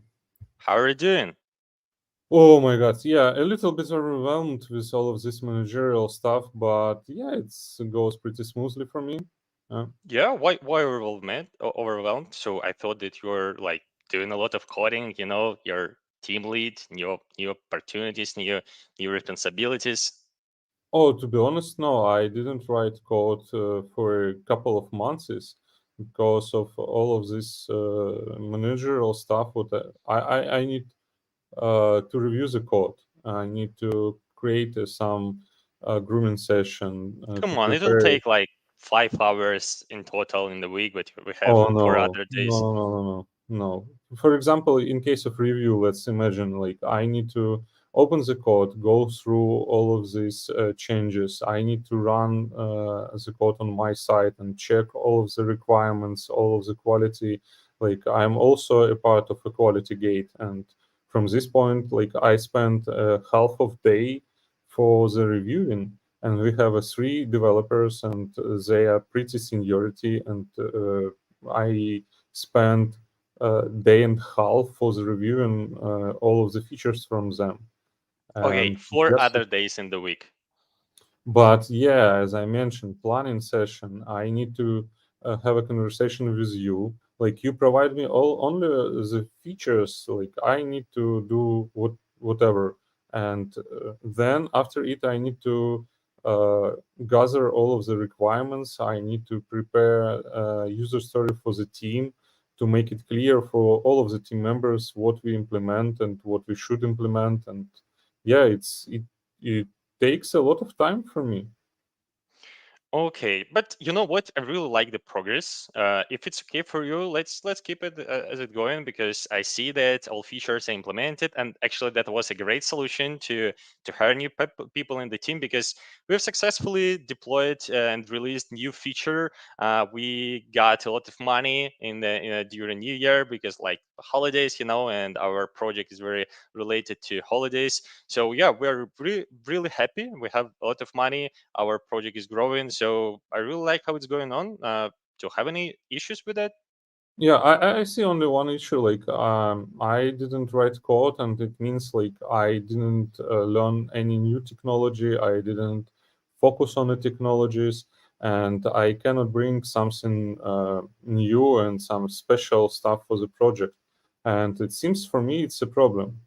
And maybe yes, maybe I can propose you to hire Yeah, I have one. I have solution for that actually. Okay. Yeah, just one thing. As already mentioned, I'm really happy how it's going on, and that's why I'm really want to you to be happy because it's important for me. Like if you're happy, then the project is going well, more money, and I'm happy.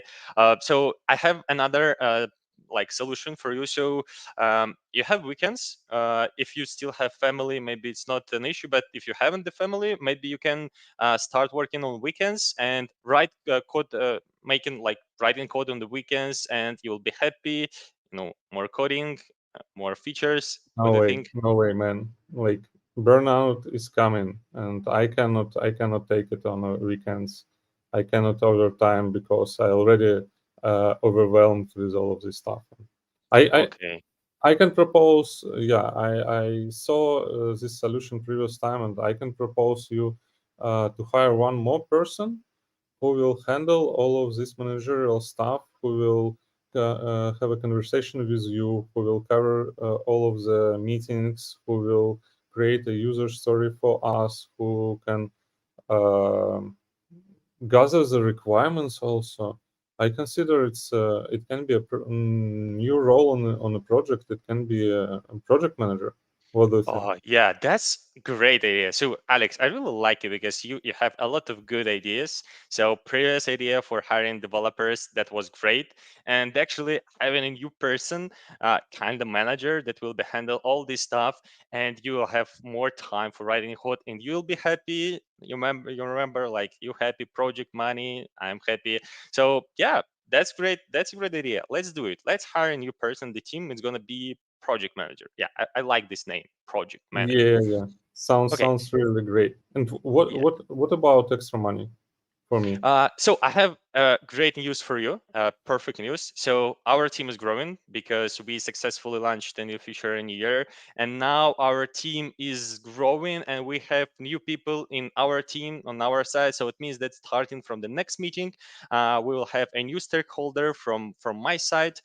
So her name is Maria, and she'll be responsible for handling this project. And I'm kind of big boss. I have a lot of other projects, so I need to handle them. And Maria will be responsible for this one. Thank you, Alexei. I'm really glad that you're willing to contribute to this project and having a lot of good ideas. Thank you, Alexei, I and have a good appreciate day. it. Yeah, thank you. Have a good day. See you. Bye. See you.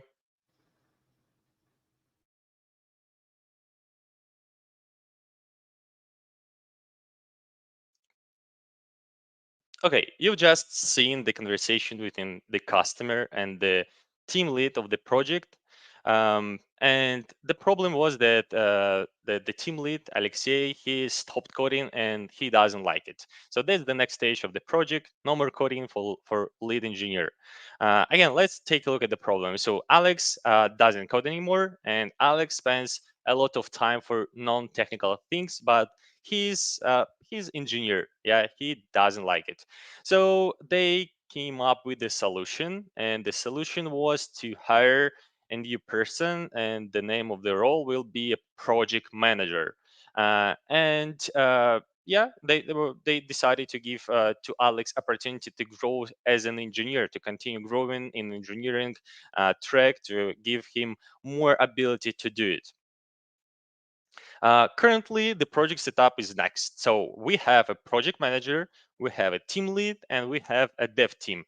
But at the same time, customer team is also growing, and now we have customer stakeholders. So it means that currently the customer is not just a single person, it's probably several of them at different stakeholders of customer that are responsible for different things.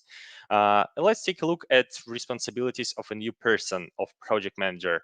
First of all is project planning, process management, stakeholder communication, documentation reporting, cost management, scope management, time management, risk management, cook management, table management, whatever management. So it means that a manager will be responsible for all managerial stuff on the project. And let's take a look what will happen with the project in 1 more year.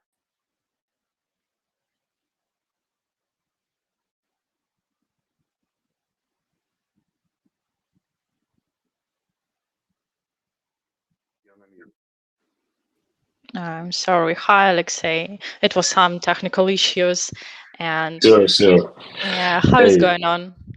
Well, it's going well, thank you. And you? How are you Oh, doing? me too, pretty well, thank you. And I come to you to discuss the last report, and I found a few issues. Let's discuss it today. Let's discuss and let's see how I can address them effectively. Yeah, according to the report, we have a lot of bugs, and one feature wasn't fully implemented. And, a few concerns about team health. And it seems like teams also not really happy with current situation. Yeah, I see what you mean. First of all the bugs has been addressed. No issues anymore. So, but yeah, anyway, we internally discussed with the team to try and identify the root cause of all these issues. And what we found down the main aspect of all of these challenges is related to the lack of single truth, the single point of truth for our requirements, right? So we have involved a lot of different stakeholders, and right, so they are, sometimes they're coming directly to guys missing me and trying to tell them what should be changed and so on. And so this leads to first of all of misunderstanding, and subsequently it lead to these bugs numbers and the features that wasn't fully implemented. And I see that really the team is not happy, and I'm also not happy with that situation. Yeah, I understand this. And we need to find a way to address these challenges. And additionally, I noticed that your calendar quite busy, and I had a lot of difficulties to find available slot for scheduling this meeting and other meetings.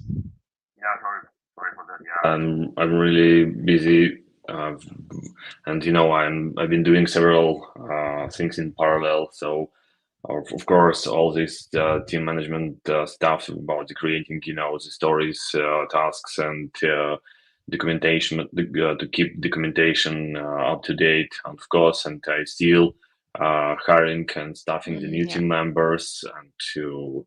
Right. So, and I've been preparing for hackathon as per your request. Yeah, And I remember.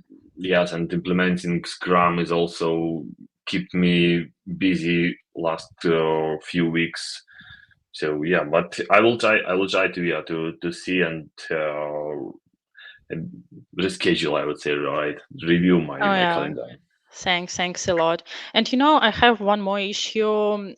You know that I'm not really technical person, and I can't cover too technical questions from the team.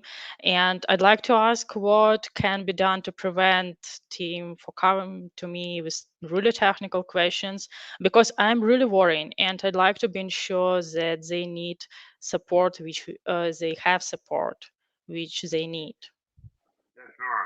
To manage technical issues, I would highly recommend to involve a business analyst to our team. So they specialize in understanding and documenting project requirements.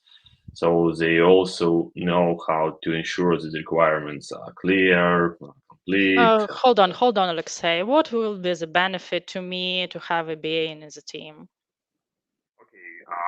Having a BA in the team brings several benefits. So first of all, it's improved communication between technical and business sides. It's a better requirement gathering and analysis. So it's more efficient problem solving. And so this can lead to higher quality deliverables, yes, and smoother project execution and more successful outcomes of our project. Oh, yeah. All right. Let's give it a try. And could you please arrange a BA to our team join? Let me think from when. Let's try to do it from the next iteration. It will be nice. I'm confident, that involving will help us to address a lot of issue and will improve the project performance. Oh, yeah, that's nice. Sounds great. Okay, have a nice day, Alexei. See you.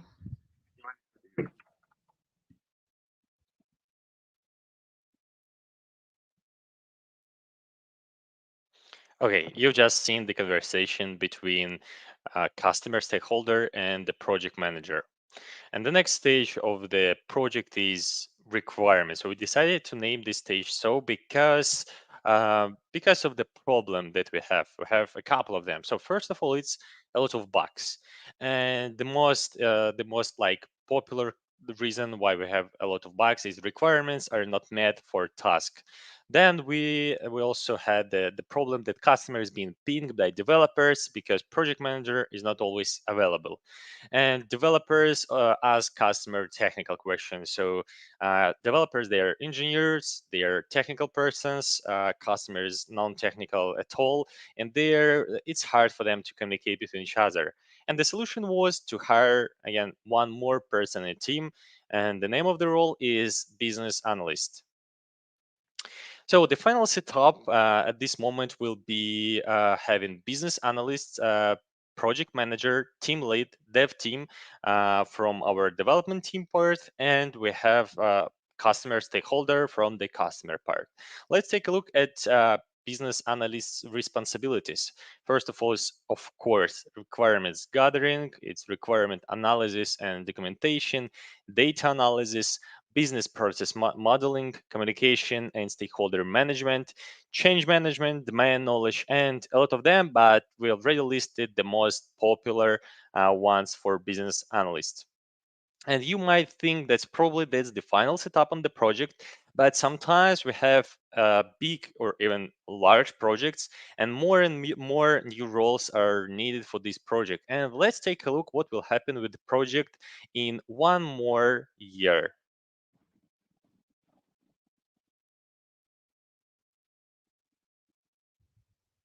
Yeah, hi Alexei again. How is it going? Hey, Maria. Same old. How about you? Oh, me pretty good. And I came to you with a great news. Yesterday at the boarding meeting, we discussed it, and we need to ramp up our efforts. And we discussed it to add two more streams. One will focus on technology transformation, and another to the cloud migration. Wow, that sounds like exciting direction for our company. Yeah, I'm also really happy with this discussion and this news. And my primary goal here is to maintain high level of quality. And by the way, I'd like to mention that I really glad that we add business analyst to our team. He made a significant contribution and resolved a lot of issues with the technical side, with the team side, and I'm really happy about it. But let's come back to my responsibilities here. We have several specific requirements, like including zero downtime, providing multi-region support, and to be ensuring green releases. And I think we have to expand our team. It seems like we need kind of manager. It should be manager with strong technical knowledge, as I understand, to share this technical knowledge within team. And how do you think we can address all these needs? So, I would be more than happy to assist you with hiring and starting new team members, but it's important to know that I like the technical background. So I for efficiently handle the technical aspects, we will need an engineering manager for that role. Well, all right. Could you tell me more about the engineering manager? Who is it and what is his responsibilities to make me clear? The engineering manager is the leader, first of all, it's a leader of engineering team. So they're responsible for technical guidance, for sometimes even for project planning and communication. And yeah, it's of course they have strong technical expertise. So leadership skills, and the ability to solve the problems and manage conflicts. Yeah, Mm, yeah. and also, they don't only work with. I would say they not only work with one team. Normally, they have this proactive alignment with organization across all the organization. Oh, yeah, now I understand more who is engineering manager. Yeah, it seems like really nice. And what do you think will be easy to find this person in the market? Well, I'm not sure about the market, but what I could recommend you is considering Alex for this role. So, he's been performing many aspects of this role already. So, Alex is a great, the team leader, right? And he create development plans, and he communicate with the team, with different team and departments. Yeah. So he builds strong reputation and trust within the organization, and he's well suited for this position. Yeah, Alex a good leader, and I really happy with his work. And as I know, the team also quite happy with his performance. But I have few concerns, like it will be easy to replace the Alex of this role, and who will take responsibility as a team leader in current team. I see your concerns, and while our team are growing, Alex is a great manager, so he prepared successor, and now we have, I would say, very well planned how to replace him with the guys in our team as well. So it will be organic growth, I would say. So guy from who is now senior software developer is becoming team leader of his team, and Alex could is already playing, so he can take this role of engineering manager. Oh, yeah, well, night sounds really promising, and I like this idea. Let's go ahead and promote Alex to this new role, and I hope everybody will be happy, especially our project and customer side, and you as a project manager. Absolutely. I'll take care about the all necessary documentation and look forward to sharing this exciting news with the team. Yeah, that sounds really nice. Thank you for this meeting. Have a nice day. Thank you, Maria. Bye. Bye. Okay, you just seen the conversation again between Maria, who is customer stakeholder, and Alexei, who is project manager. And the next and the last for today's stage of this project is having several streams. So let's take a look at the problem or challenges that the team has faced with. So the first one is customer decided to open a couple of new sub projects. The next problem is customer wants to align developer processes between projects, and customer is interested in engineering growth. So yeah, they talked a bit, they thought a bit, and they decided to have again a new role in the project. But the difference between the previous ones is they are not going to hire this person from market. They are going to promote existing person who is working as a team lead in the project, and they decided to promote Alex to engineering manager role. And the very final setup of our theoretical project that we've discussed today is next. We have project manager and engineering manager. That's shareable resources between several streams or projects. And if you take a look at any single project, it will look something like business analyst, team lead, and the dev team. And we might have several such projects. And as already mentioned, we have like its own business analyst, team lead, and dev team in each one, but we have shared project manager and engineering manager between these projects. And yeah, at the same time, we have customer stakeholders. And a new role after this conversation was engineering manager, one more manager, but with different name before manager word is engineering. Let's take a look at responsibilities. So first of all, it's team leadership. It's resource allocation, technical guidance, quality assurance, product development, technical documentation, and scalability and efficiency. So if to say all these things in short, it's kind of the next level of team lead.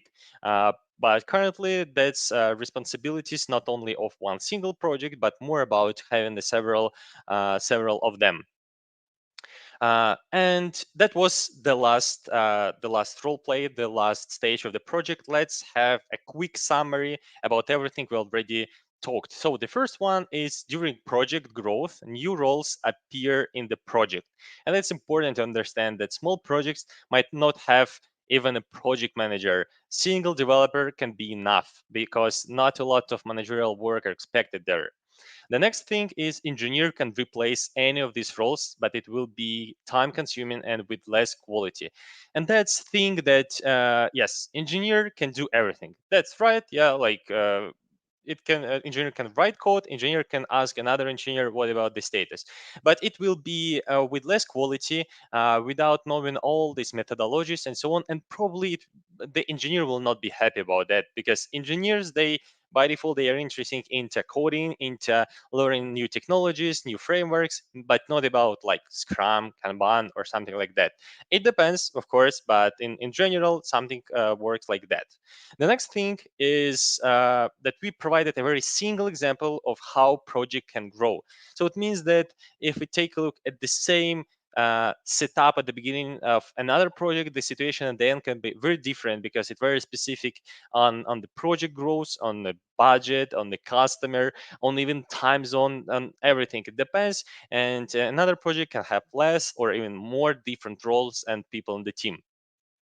And of course, our goal was to high level overview of couple of roles that we already discussed, but there are a lot of more different roles that we didn't uncover. It's of course QA, Scrum Master, DevOps, delivery, resource, product, account managers, and a lot of other managers. So you can like get any word, then add the manager at the end, and voila, you have a new manager. And the last thing here is that all role listed might have different responsibilities in different companies and projects, but the core will remain the same. So it means that project manager in company A in the project A might have different responsibilities in the like company B and project B. Again, it depends on project size, customer, company, whatever else. And so even in one company, engineering manager is engineering manager. In another one, the same responsibility might have team lead or even engineer. But that's like the core idea that we just wanted to highlight. And the one thing that wasn't mentioned here, but we again was talked about that, is that new roles very often people who are currently working in the project, they grow to a new role, and hiring a new person from market, sometimes it's not needed, and it's even better if a person who already knows the project is growing and getting a new role. That's it, and I'd like just to show you and to present you everybody who was talking today. So the first one is Maria. She was a stakeholder. Maria, you can turn on your camera. The next one is Alexei, Alexei Makась. He was engineer, team lead, and at the end he became engineering manager. Then we have Alexei Kulishevich, who was the project manager. Then we have me, who was talking, who was trying to explain what's going on here. And we have the last role. It's a customer, but actually we don't know this guy. Who was the customer? We don't know. So that's the random guy who was talking with this, yeah, perfect glasses and hat, and actually very interesting person, I would say. But we don't know who was this person. Yeah, actually that's it from our side. Thank you very much for attention. And if you have any question, feel free to ask them. And give me a second. I will take a look at the comments. So I have one comment. We want to see the face of Alex when received the news to become the engineering manager. Okay, Alex, what was your face when you? Yeah, that's great. But no salary rise. I'm sorry about that. Okay. Yeah, I'm kidding. So I don't see any more questions. Yeah, so I think we can finish. Thank you very much, guys, and have a good day.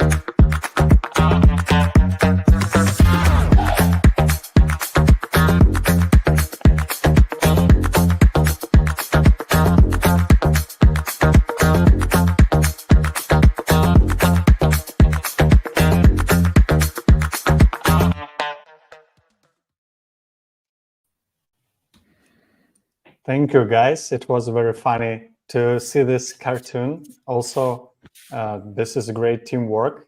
So two engineers and two managers. And this is always need to understand each other and how are you doing this by the example. Thank you. Our next speaker is Andrei. Andrei have impressive 20 years of experience as currently solution architect. Regarding his experience and career path on the LinkedIn looks also impressive, and a lot of steps and leading teams, solution architecture, the next stage solution architecture. Also, I see that Andrei is also a YouTuber. He presenting the new podcasts about new technologies. Andrei, hello. Do you want to? Yeah. Hi, happy to be here. I'm really pumped. The whole energy of this conference has really got me pumped. Thanks for introducing me as a YouTuber. I'm not yet like a full-blown YouTuber, not ready to put it on my CV. I have a YouTube channel with only 6 subscribers and 0 videos, but I'm doing guest appearances on different YouTube channels. Well, live conferences, obviously, do a lot of public speaking.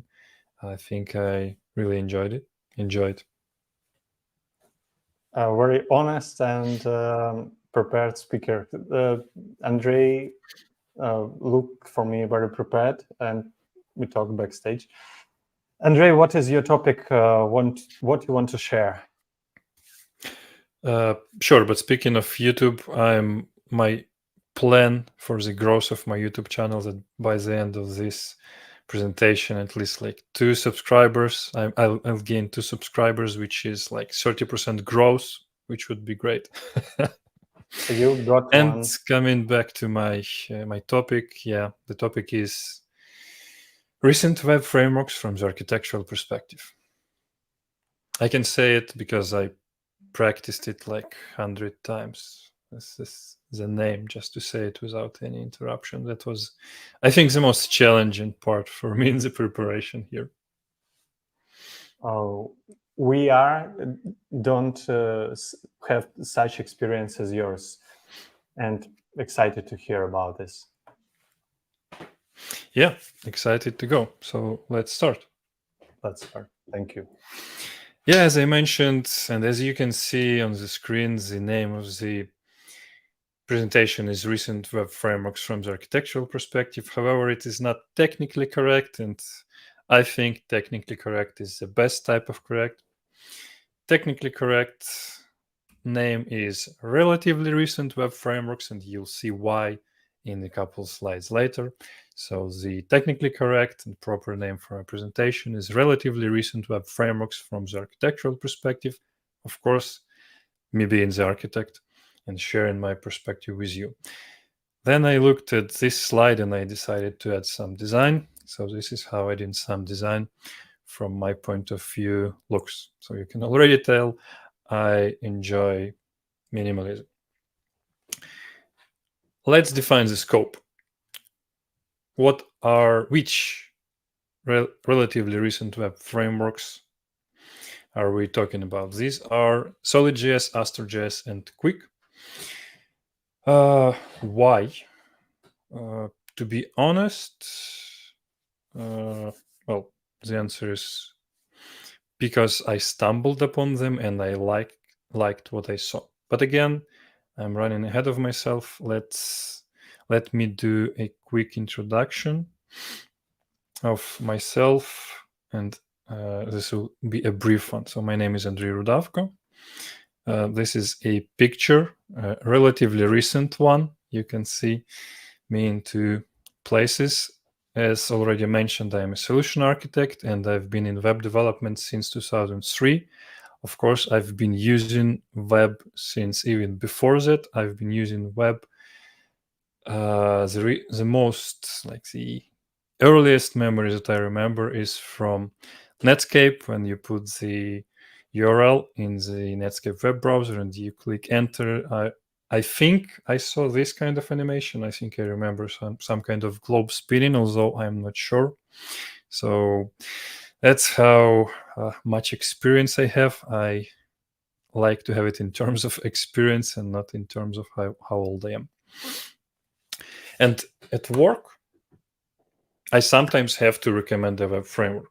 As an architect, people tend to expect these sort of things, and part of the technological recommendations, especially from me, since I'm known for my web expertise, I'm expected to recommend a web framework. And from time to time, when I have the passion and the drive, I delve in some web frameworks that I stumble upon. This is what I've found, and I'm glad to share my experience with you. A bit more about me from the technical side, and I think something from the personal side is I'm a fan of static content on CDN, which sometimes has been hard because I try to keep this enjoyment to the side so as to not let it affect my objectivity during the engagements and at work. Why I enjoy it? Because of the ease of deploying and reverting. So I can deploy, and then if something crashes, I can just revert it. And basically, it's kind of not wasting computer cycles as compared to active deployments. And of course, CDNs are scalable out of the box. And from my perspective, they are less brittle than active server deployments.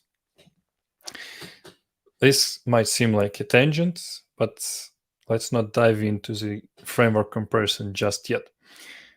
Let's go the scenic route. I want to talk about a high level perspective, like high. MPAs versus SPAs.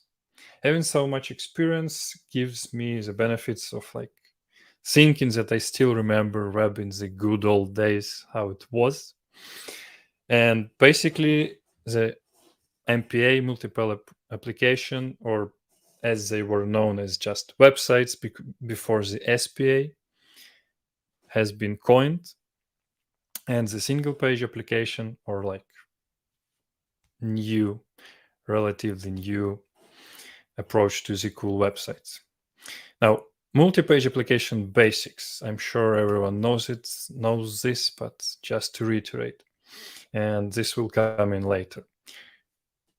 The basic thing is that it serves HTML with all of your content and everything inside HTML.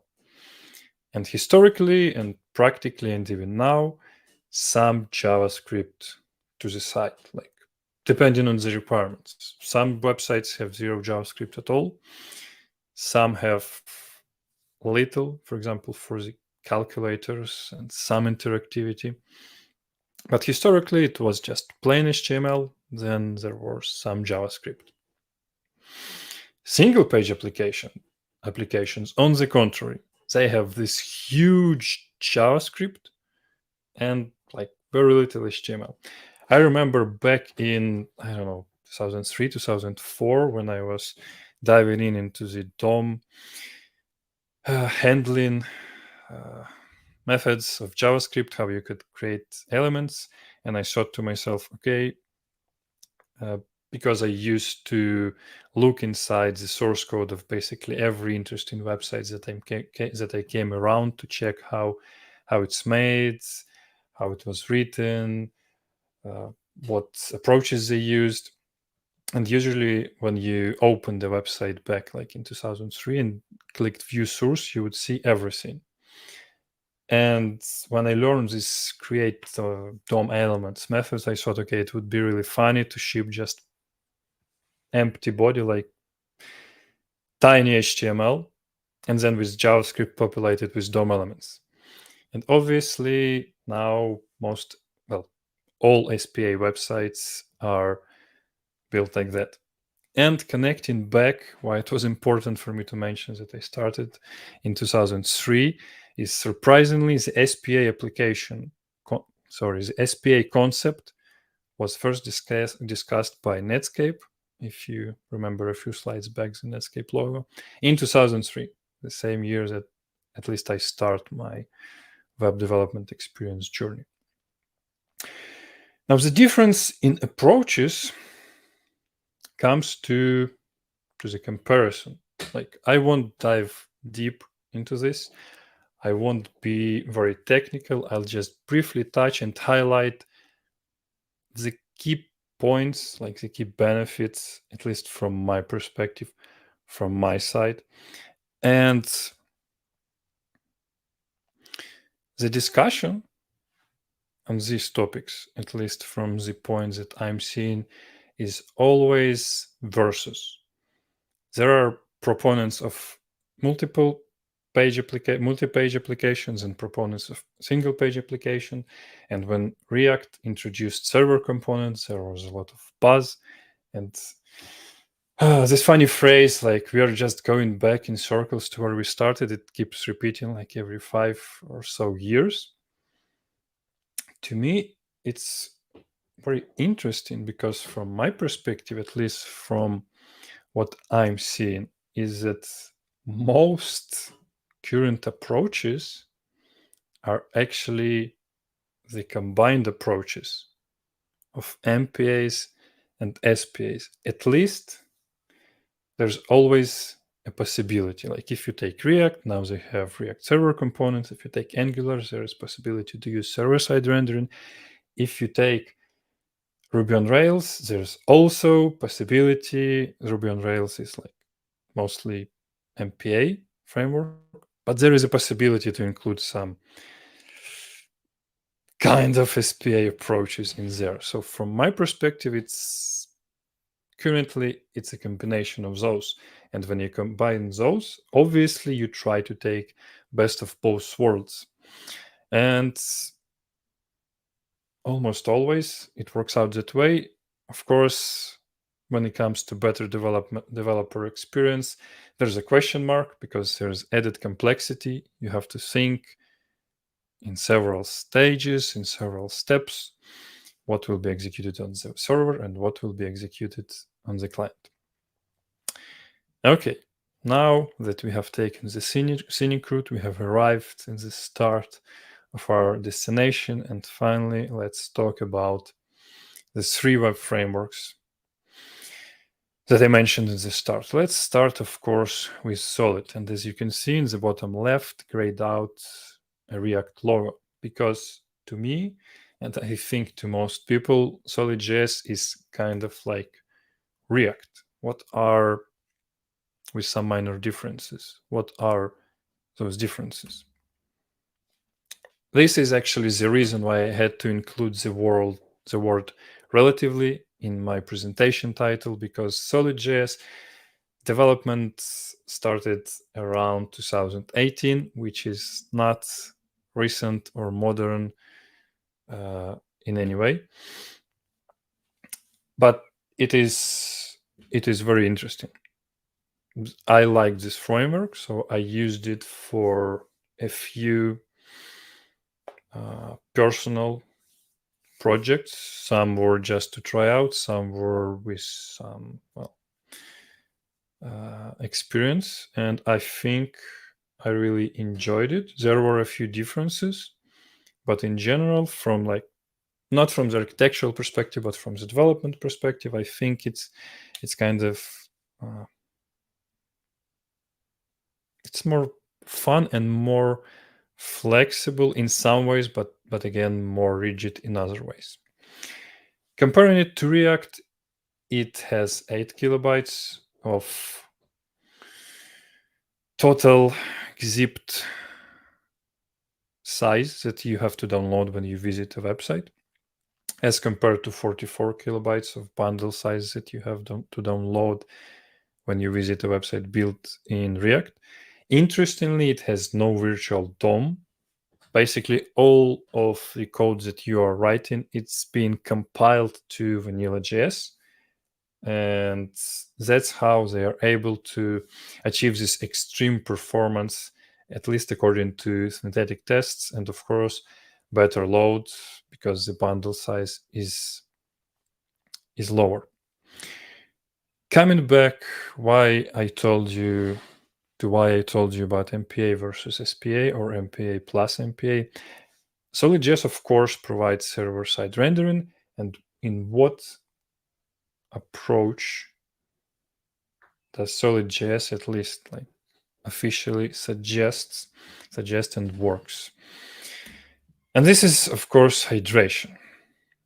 Hydration is, I suppose, a relatively classic way to combine two approaches. When you have SPA with server-side rendering, you do hydration. So first on the server, everything is being rendered to an HTML with the content included. This gets shipped to the client. The client shows this to the user and then downloads the JavaScript. And basically what hydration does is it executes all of the JavaScript and then does a switch from the static HTML to hydrated HTML. This is a relatively classic approach. Now, on to the next framework, Astro.js. When I think of Astro.js, I have like this huge feeling of love, and personally, I think this is the coolest one. Well, it's not the coolest, but it is the most enjoyable framework for me. I really enjoyed it, and I didn't have the chance to use it fully because Astro.js is presented by the teams that created it as an all-in-one web framework. But I used it for a personal blog. As you already saw, I love minimalism, and my idea of a personal blog was just basically some links and the page with the text with the maybe possibility to go to the previous and next post. That's it. With Astro.js, that was surprisingly easy. Like in an hour, I was able to create the framework and create everything, where Astro.js takes markdown files and converts it to HTML files, and I was able to publish it to the CDN, and it was marvelous. It was really great. As you have probably guessed, and as opposed to Solid.js, Astro.js is an MPA framework. It's server first. So basically everything you do in Astro, you're doing with the focus on the backend. When you're writing Solid, generally you expect the code to be run on the client. When you're doing Astro, you can expect your code to be run on the server. And it has 0 JavaScript by default, which is, again, fairly interesting. But again, without JavaScript, how do you present interactivity? And Astro team has used very peculiar approach. They basically allow you to use any frameworks, and I think it's practically is any. Like you could really use any framework, for example, Solid that we just talked about, and of course React, Preact, Svelte as kind of islands. So basically Astro will create an HTML file with the content, and you could put sort of how they call islands of interactivity inside in any framework. My next question would be how can this be used in a micro frontend kind of setup? But I'm yet to delve into that approach, and maybe that will warrant another presentation. So keep in touch, coming back to subscribing to my channel. So what approach does AstroJS use for this MPA plus SPA? It's still hydration, but less.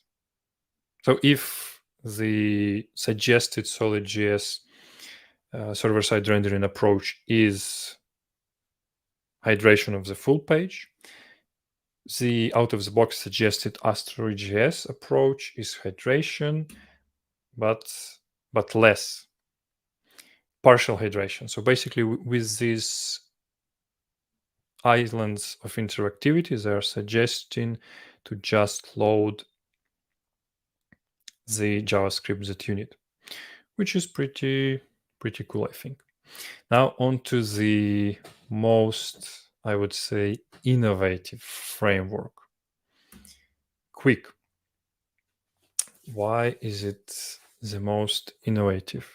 If SolidJS was predominantly SPA and AstroJS was predominantly like server-based MPA, Quick is really kind of a combination.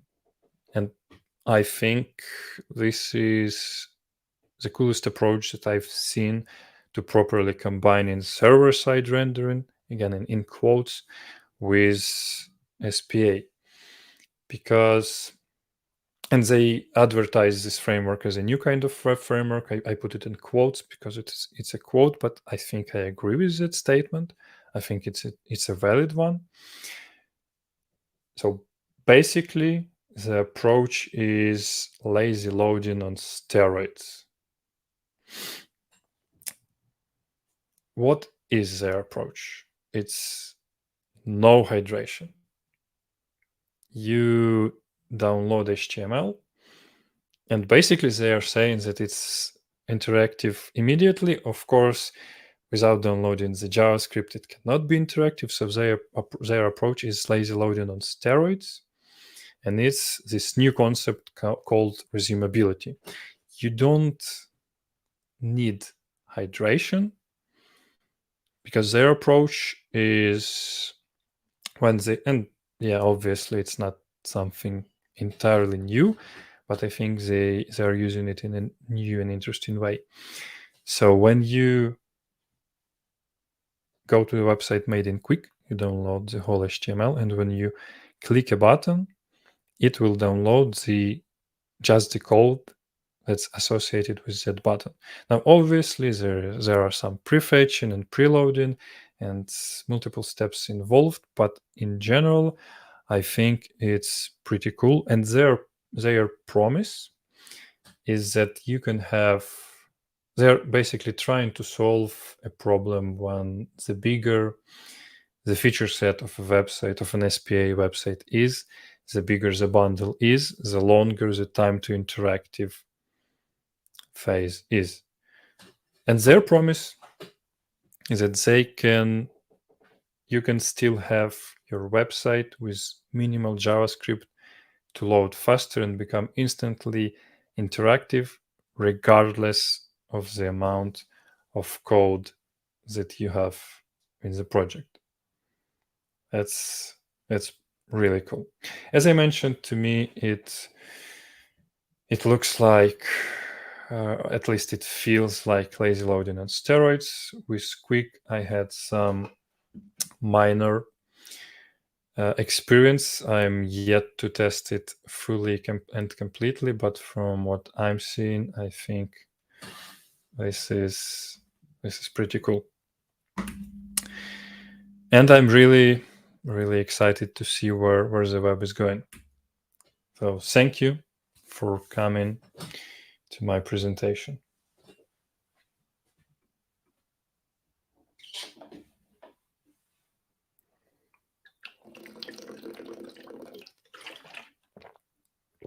You're on mute.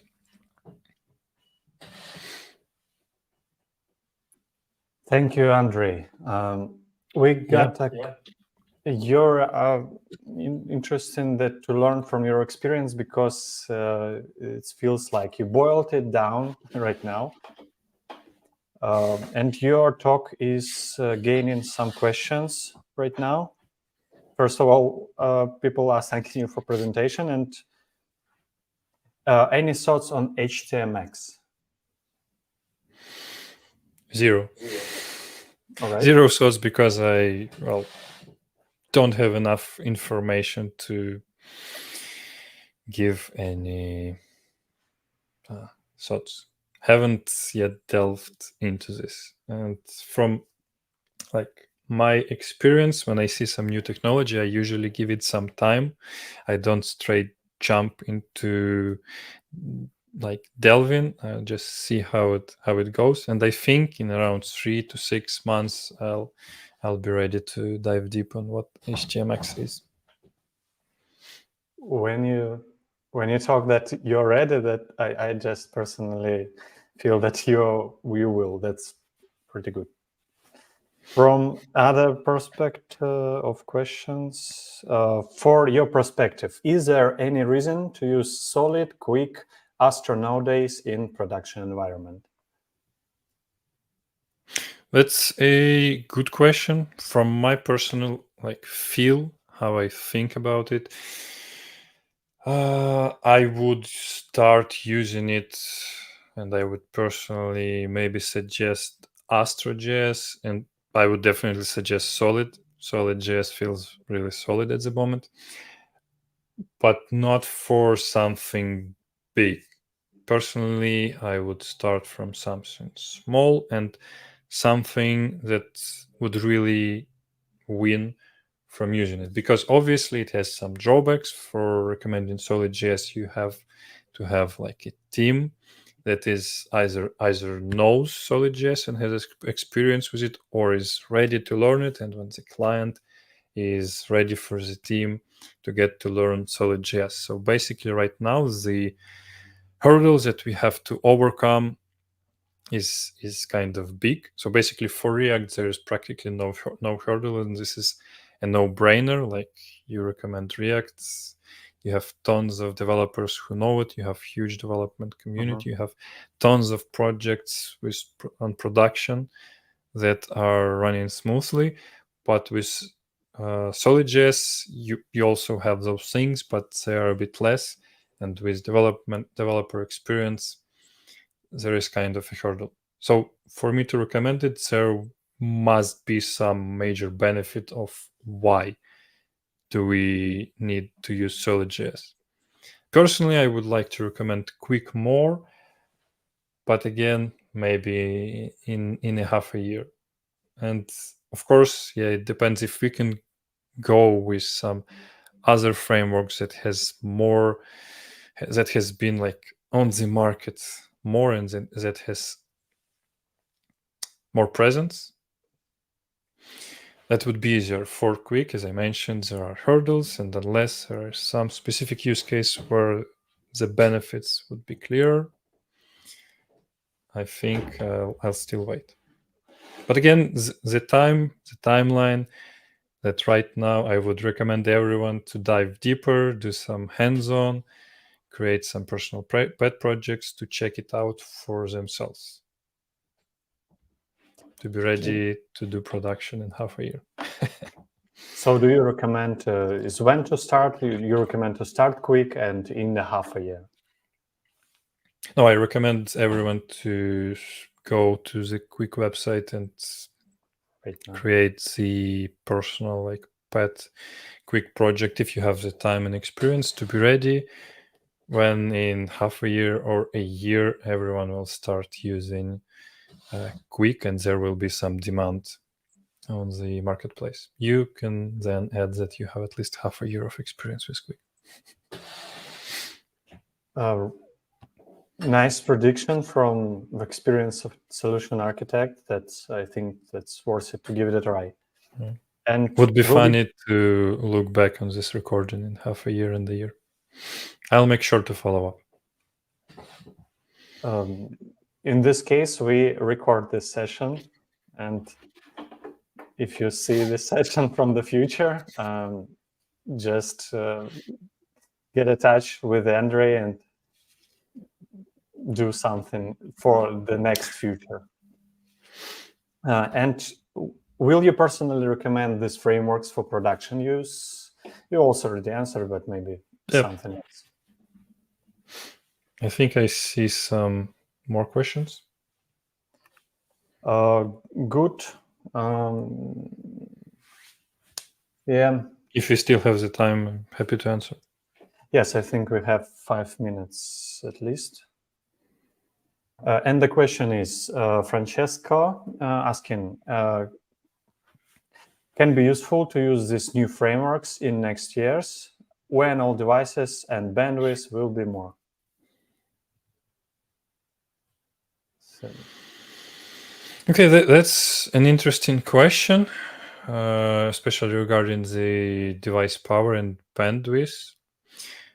From some points of view, like this question may be a bit late. Like some people will say, wait, but isn't the bandwidth already like high? Isn't the power already great on the mobile devices? But I think the question is on point, because lots of people usually they forget that there are a lot of places where the bandwidth is like still slow 3G and the power of mobile devices are not as high. So for those use cases, I think these frameworks they're a bit better, but I wouldn't say they are much better than, for example, using classic React or Angular or any other frameworks, because it actually depends on how much the framework takes the performance optimization load on themselves. So for React and for Angular, at least currently, out of the box, you don't get like optimal performance. I'm not saying that you need optimal performance, but currently you don't get as great of a performance as, for example, with Astro.js and Quick. And there are lots of other frameworks that are chasing this performance thing. And they are advertising, okay, with our framework, you're getting like hundreds lighthouse performance metric out of the box. So it actually depends. And coming back to the next year's prognosis, what will be in next years regarding these frameworks, I think we'll have to see. It's very excited. Yes, like if somebody have a courage to predict something, that's very interesting. And we have one more question. Alexander asking, in your opinion, is it right approach to have backend state duplicated or mirrored in front end, like Redux and etc.? Shouldn't the backend to be a single source of truth in every case? That's Did a you good get the question. Okay. Yeah, that's a great question. And if you're looking for like some straightforward answers, as an architect, we are taught to never answer anything straightforward, and we are always supposed to say it depends. And I think this is partially, at least in part, the age-old and the most complex programming problem of like caching. And for me personally, I don't think I have like the optimal solution. But again, I don't have to, because as an architect, you always lean back on the requirements of the business and what is needed for this project. And then in the context, it is possible to say, yeah, okay, backend should be single source of truth, or actually it doesn't really matter. We can put all the state in both places and just do some synchronization.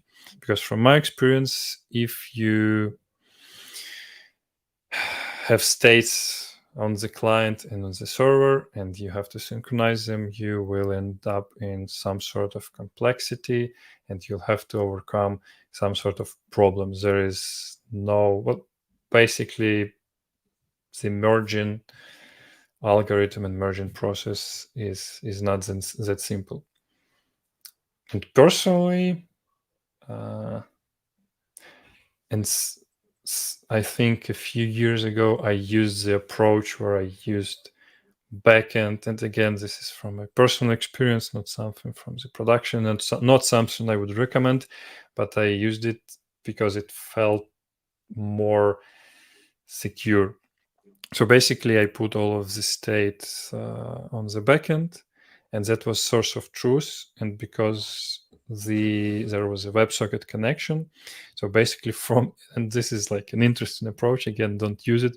So the front end would, when the user did something, the front end would not change the state on the UI, did not change the local state at all.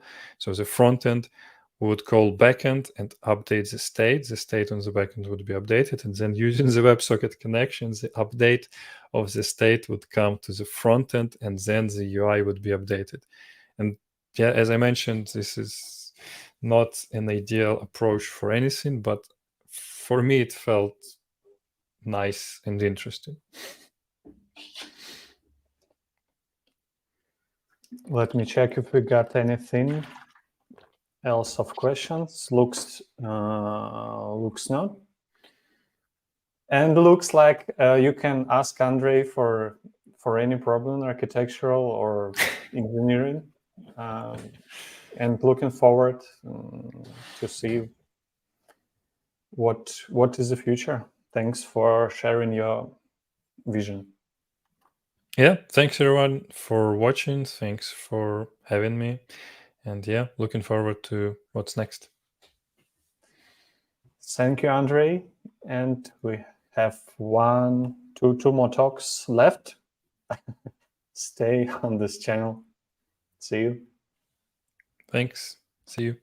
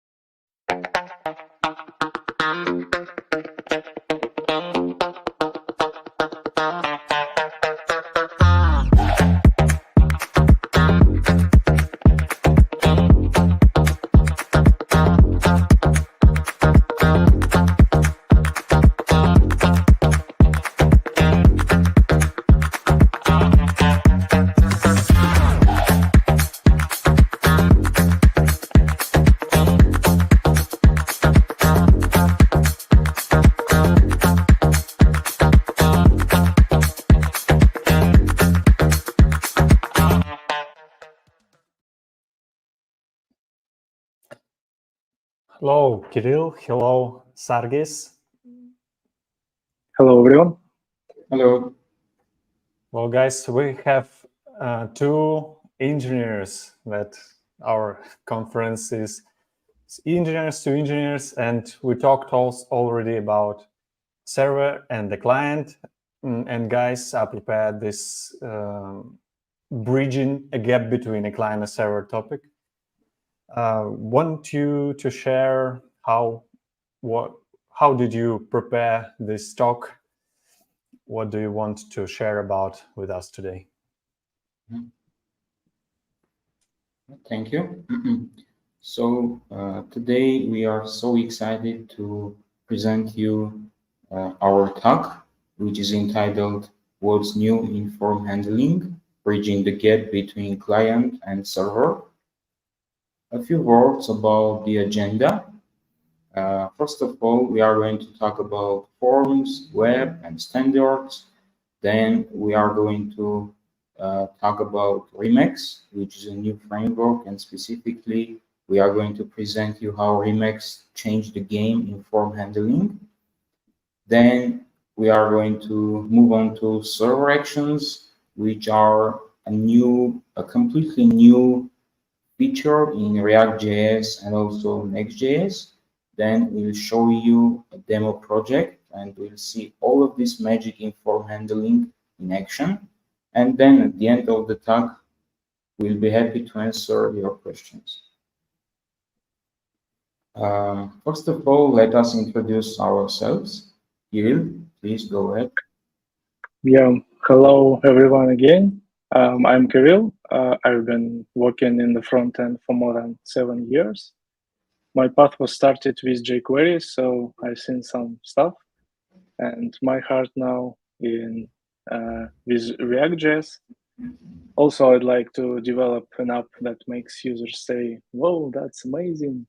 I'm passionate about optimizing performance, making a lot of tests, and making an application accessible for all users. So that is briefly from about me. Service. Thank you so much, Kirill. And a few words about me. I'm a software engineer with a PhD degree in humanities and 3+ years of experience in full stack web programming. I'm fan of JavaScript ecosystem and all things JS. I'm mostly skilled in React in the front end and Node in the backend side. I love computer science and algorithms world, and apart from the tech stuff, I love traveling to explore different cultures. Now let's talk about web and forms in general. On the screen, we can see a few examples of forms. And actually, forms act as a bridge between the client and server in web architecture. And they make it possible, and they make the communication possible between the client and server, because that's how the client can send the user input to the server. And in this regard, forms are a crucial part of any front-end application. And in most web projects, a considerable amount of code is responsible just to handle forms and form submissions.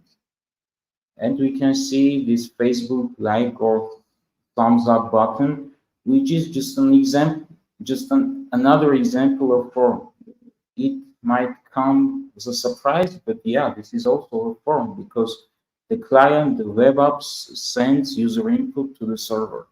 So forms are everywhere in any web application.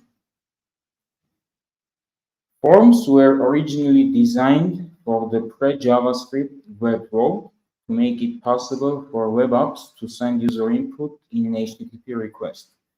And what's important is that this design assumes that interaction with the server should always happen by a navigation to a completely new page. And yeah, this is completely true, because when we don't have any JavaScript on the client side, what we can do to process form and to show the user the result of form submission is that we can just redirect the user to a new page. So that's why forms were designed as a navigation event in HTML. And by default, form submission is treated as a GET request, and the submitted data is appended to the URL. In this example, we can see that, for example, user typed my input, and what user typed is appended to the URL, because we didn't explicitly specify any method for this form element.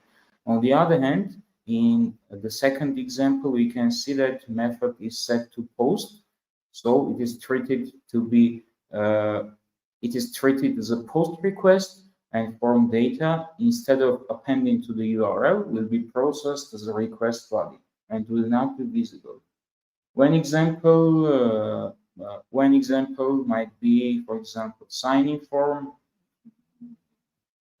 and apparently what user typed in sign-in form shouldn't be visible in the URL, but if we have a search form, for example, it's really okay to process it as a GET request. Now let's talk about forms in single-page application age. To avoid full-page reload and provide a smoother UX, modern single-page applications usually take a full control of form handling to prevent the default behavior of browsers, HTML, and web. And on the right side, we can see one example of form handling in any typical React application. We have one simple form, one with one input, and one button with submit form value.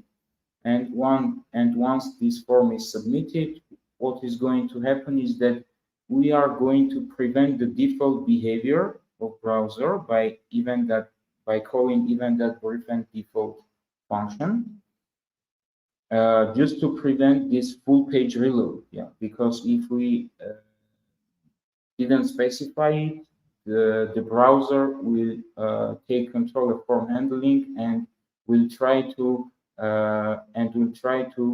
process this form handling itself, and then we will see a navigation to a completely new page, a full page reload. But in this case, what we can see is that React.js takes control of managing user input. We have a use state hook used there, and we are keeping track of what user inputs in the input field. And then when form is submitted, apart from preventing the default, we are constructing the API network request ourselves.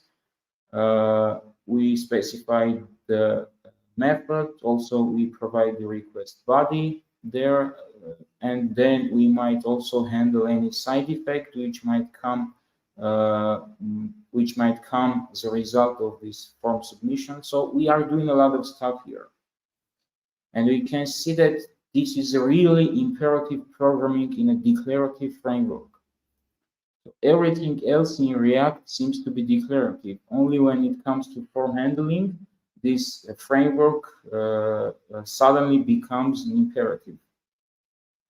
And here we can compare these two examples. On the left side, we can see a simple short example, and the form handling will be processed by browser itself with the full page reload, of course. And on the right side, we can see the same example from a typical React application. And if we compare these two examples, we should love the simplicity of the example on the left side, because it's much cleaner, it's much shorter, and it's much simpler. So don't try to go against the web, because the web platform itself is extremely powerful. Even if we are preventing the default behavior of full page reload, the web still can be of great help. So welcome native APIs, form data API, and constraint validation API. So let's see what form data API can do for us. Instead of setting state and to keep track of user input, which will lead to a new re-render every time user types any new input in the input field, we just can use this form data constructor function, and it will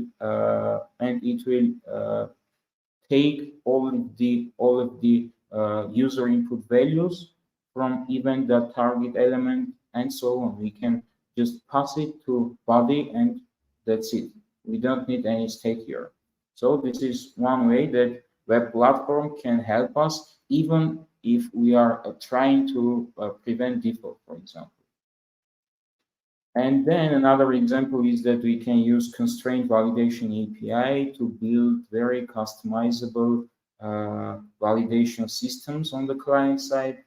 And one of the reasons that we are using use state on the client side is that we need to keep track of user input every time to do also validation. But with constraint validation API, it becomes much simpler. And on the screen, we can see all the properties and methods that are available on this API. And all of these are taken from MDN docs, so we can check out MDN documentation for more details. And one example we can see here is that, for example, user clicks submit button without any input, then we can see a really customized error message. So that's not what the browser provides. It's all written and customized by developer on the client side with constraint validation API. Now let's see how Remix changed the game in form handling. Remix is a new full-stack framework which propagates the idea of using web fundamentals instead of going against web and browser capabilities. Remix popularizes itself as a browser emulator, and it does what the browser and web already know to do, plus some extra really powerful capabilities that they can do. As a result, Remix apps work before JS is loaded or even when JavaScript fails to load. So Remix applications just work before JavaScript. And a little bit of history of Remix. Remix was co-founded by Ryan Flores and Michael Jackson in 2020. They are well known in React community because they have built React Router as well. In October 2022, Remix was acquired by Shopify, a Canadian e-commerce company, which will provide a long support for this really cool framework.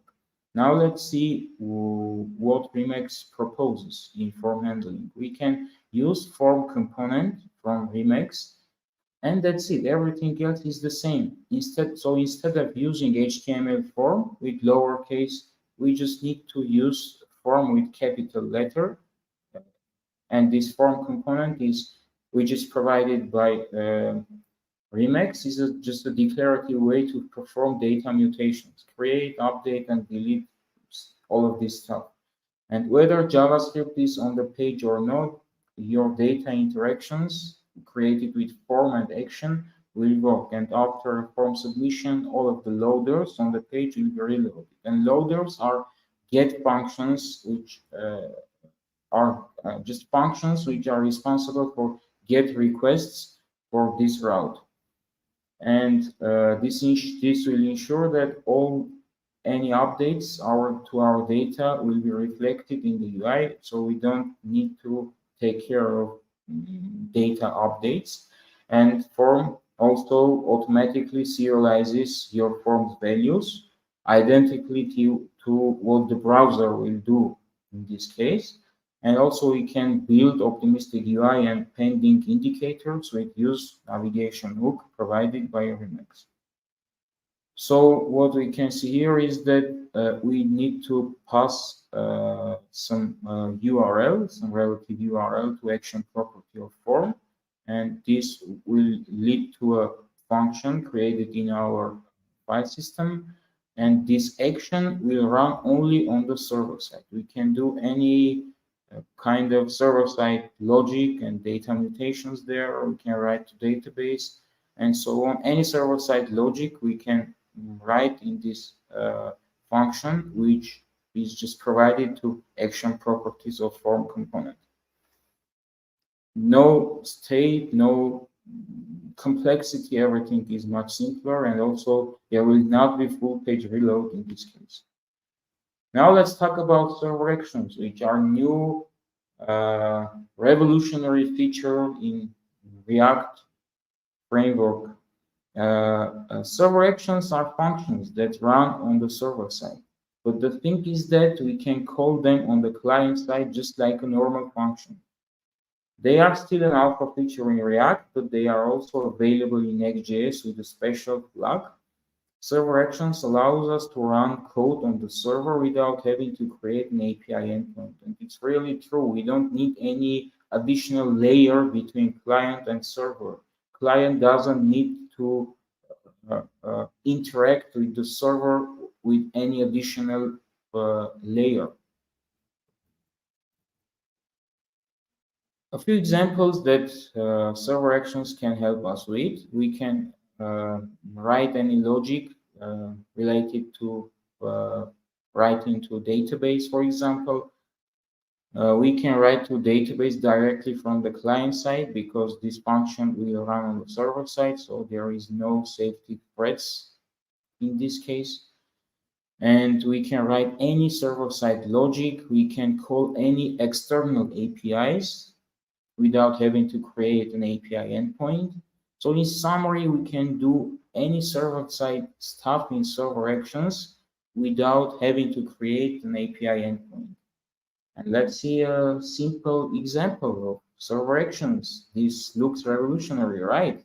Because we provide this function to action property of form element, and this server side and this function will run only on the server side. So we can save to DB, for example. We can do any kind of server side logic there in the same file. So in the same file, we have both client-side logic and we have server-side logic, and it's truly revolutionary. Now let's see all of this magic in action and in a demo project. Kirill, please go ahead. Thanks, Sergis, for getting the great context. So Next.js server actions and Remix actions reduce the gap between client and server and do them a bit closer. So let's play around with them and compare how they do it. Here I have two similar apps. It's just simple to-do list, one built on Remix and another built on Next.js. So let's deep dive and start with Remix. In Remix, all files that are in the roads folder are considered as road files. What does it mean? It means that in each file we can create loader function for fetching data, action for handling form actions, and create default function that present our component itself. And here we have an ordered list to show to-do list and simple form that just have that has input and submit button. That's it. And also I want to notice that these actions get to-do listings and create to-do. It's not any HTTP calls. It's just directly query to database using Prisma RAM. And yeah, so let's see how it works. Let's create task and switch to network tab and see our post request with our payload check and response that we provided here, returned here. So you can see that it's very simple. You can just return any object and you will see it in response. That's it. So also I intentionally added console log here just to show you that it doesn't run on the client. And if we check it server terminal, we can see that it runs on the server side.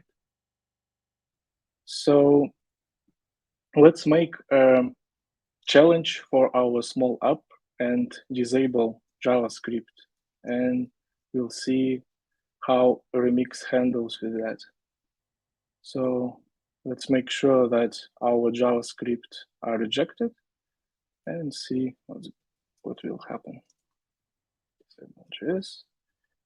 So as you can see, it seems it works. And let's see what we have. We have post request, without our payload, with our payload, and response has a document HTML. So it works as it works in web platform by default. So that's really cool. And if with that we can follow the progressive enhancement approach, when we can provide as great experience as a client device can afford. So we can run it. I know that it's a very simple app, but anyway, we can run it in any device, in mobile, in smart TV, in Pocketbook, even in Internet Explorer. It will work in any device. So that's really great. So next, let's enable JavaScript again here and switch over to Next.js and see how it works here. In Next.js, started from 13.4 version, we can turn on React server components, just enabling the server actions feature in the config file. And that's it. After turn on this feature, all components in the app folder are considered as React server components. What it means? It means that all outside functions outside of the component are server actions. And if we want to put server actions directly into the component, we just need to add user server label, and that's it. So here we have get data for fetching data, add item for a handling form action, and the same unordered list for to-do list and simple form. That's it. So the main difference here is we, as in Remix, we used form, special form component, and here we use the default component form. And we need to specify action to link with our server action here. And let's see how it works here. So we do the same, create the same task. Let's see that we have post request with our payload, but unfortunately we don't have here response. So it's a bit harder here in Next.js to provide a response. Of course, it's doable, but we need to make more efforts for that. Rather than in Remix, it works really straightforward, just return an object and that's it. And also, I want to note that we should revalidate our path here by ourselves. And in Remix, it also works under the hood.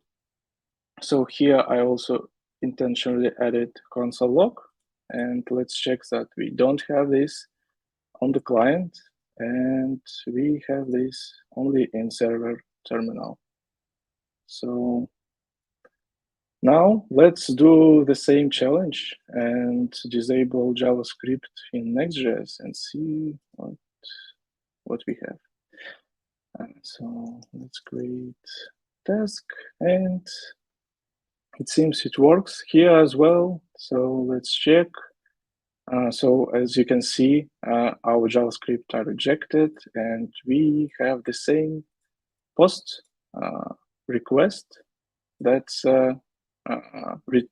that get us document HTML. So it also supports web standards. So that's really, really great. Okay, let's enable JavaScript again. And next, I wanted to show you what we can do if we want to share, for example, share a component with our action. And let's start with Remix. So let's say we want to share this form with our form action. Let's create a new component, simple form. Put here our JS6. And to that, let's move it to a new file. So you can see that here are our component with our action. So let's see what we have. Let's create a task, and boom, we have an error. So what happened here? Remix is tied up with roads, so it means that Remix try to find action in the road that we are right now. So here we are in the to-dos road. So Remix try to find action in to-dos file or in any parent road. And what we can do here, I can show you. So let's undo our changes, and just to save our time, let's switch to prepared at least in advanced new branch, where I put simple form component in the shared folder. So it's only a component without an action. In to-dos, for example, we can add outlet component from React router. It's a component to present children roads here. And I state action here, but put simple form in another file, and it's called todos.new, and it relates to to-dos new road here. So as you can see, right now we see this form. So let's check how it works. So yeah, it works. So it's a bit tricky to share actions in Remix, but we can do it using roles. And for example, we can create API or whatever road for sharing actions across children roles. So this is how it works in Remix. Let's switch over to Next.js and see how we can do it here. So let's do the same. Create simple form component.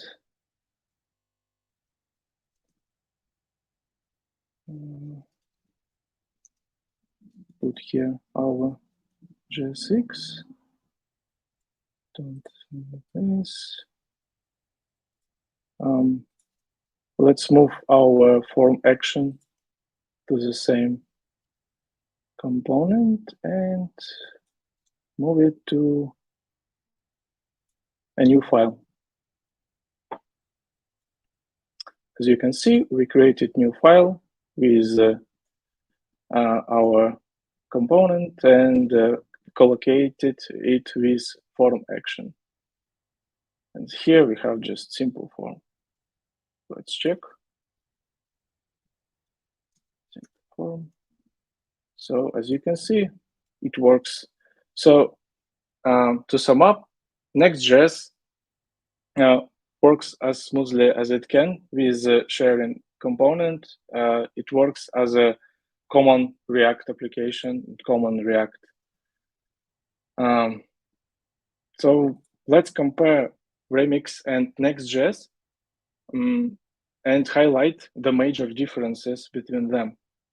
Remix has a road-centric design, so it's a bit harder to share form actions across an application, but it's still doable. However, it provides a bit better development experience in terms of form handling API. On the other hand, Next.js gives us a completely full stack component. Some functions may run on the server, some on the client side. It's only a developer decision. However, a developer has to take a bit more time handling form actions. To sum up, I think Next.js server actions are really cool. They are closely tied up with React ecosystem and have API from React. Remix, on the other hand, has implemented what the web platform does, and it is closely associated with how the web works. Both frameworks get us components with similar functionality as a server component in Ruby, in ASP.NET, and PHP, whatever. where we can keep components closer to data that reduces latency and increases the performance of your app. In both frameworks, we can handle forms without creating API endpoints.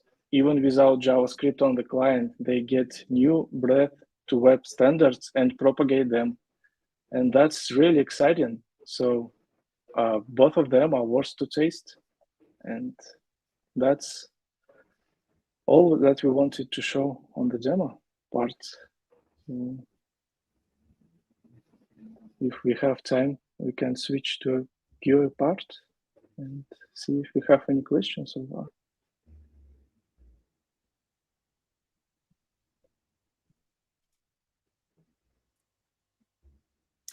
Thank you guys for sharing. For now, I do not observe questions, but what I observed this for me as a iOS front-end also developer, this kind of remix approach is very similar that we have for other technology frameworks. It is such an interesting how does the technologies are coupled between. What do you think? How do you think should we use this in production? Yeah, yeah, that's a good question. Actually, Remix is fully production ready. Fully, there is no issues if we use Remix in production on production level. But some of the features that Next.js provides and we just presented are either alpha or beta stage.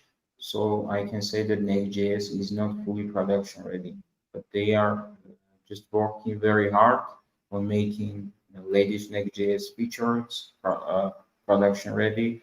So we can say that it's the future. Yeah, full stack components and full stack developers that write both client and server side code in the same file. So that's the future in the front end development. Kirill, do you have additional thoughts?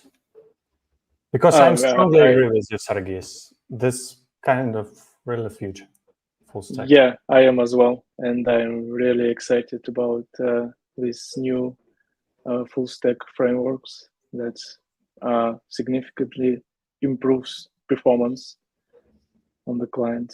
So yeah, and as we have more and more mobile devices in our in using any apps, it will increase their performance as well. So I'm really excited about that. And we are excited. Thank you a lot for somebody who shared this topic and investigate everything and present today. Thanks a lot. Thanks a lot for having us. Yeah, thanks everyone. Thank you. And we have a blitz right now, and wish you best luck of the rest of your day or start of your day. Thank you all.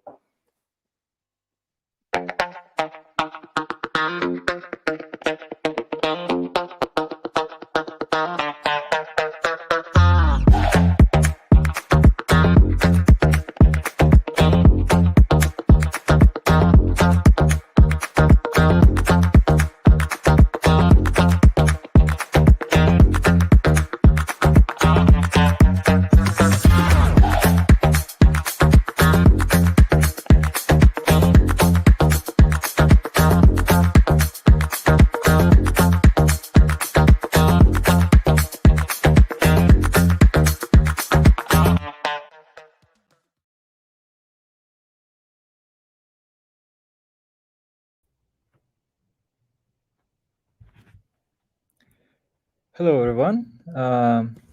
JavaScript Blitz is here, and it's me and my colleague from the Front Asia. Let's start from the beginning. Let me just describe who we are and what are we doing here. So, yeah, it seems a little strange, but anyways, the FrontSpot Asia is a group of active front-end developers and activists in Kazakhstan and Kyrgyzstan. So we are located in the Central Asia. That's why we do call ourselves FrontSpot Asia. We have about 6 community drivers. We have more than, right now, actually, we have already more than 3,000 community members. And we do have more than 200 Telegram subscribers. So actually, we are not, maybe we are not the biggest community in the Central Asia, but we are one of the big ones. And in our local area, we are doing a lot of different meetups, meetings, workshops, tech talks, etc., etc. And one of our formats that we would like to share with you today is JavaScriptum. JavaScriptum is a meetup where we are collecting together and just sharing some technical talks, which will be interesting to hear and listen for the developers with any level of competency. And but today, as you may see, we called our JavaScriptum as JavaScriptum Blitz. And actually, also I am talking a little faster than I should probably. Why? Because we don't have a lot of time, and in Blitz format, we have only 30 minutes for every talk. So I will not bother you anymore. Let me just remind you that you shouldn't forget to say thank you if you will like some presentation and some tech talk. And please do not forget to follow us on the social media. I think if you will be watching it on the YouTube, you can just put it on the pause and just scan these QR codes just to follow the FrontSpot Asia. And welcome to the JavaScript on Blitz. Right now, I will be inviting to the stage our first speaker, and it's going to be Dmitry Christoforidi, who is going to be talking about the healthy web and core web vitals. Yep, thank you, Azad. Hello, everyone. Today we will talk about how to make your website healthier with the help of core web vitals. First of all, my name is Dmitry, and I have been working as a software engineer at EPAM System for the last 2 years. Surprisingly, my path to IT began with game developer 5 years ago, but times are changing, and I've been working as a front-end developer for the last 3+ years. So let's run quickly through the presentation's agenda. At the beginning, I will share with you some numbers and tell you what Core Web Vitals is in general. Then we will look more detail at the main 3 metrics, LCP, FID, and CLS. And at the end of presentation, I will tell you about the tool that I used. So the numbers. Even though it's important that your site works quickly and be responsive, but only 40% of the analyzed sites have passed the Core Web Vitals. The first 5 seconds of loading your site are more important for the conversion. And if it does not loading during this time, then every next second will cost you about 4.5%, and user will simply leave your website. And the scariest statistics is that on average, mobile devices, mobile websites are loading in 15 seconds. Doesn't sound particularly good, right?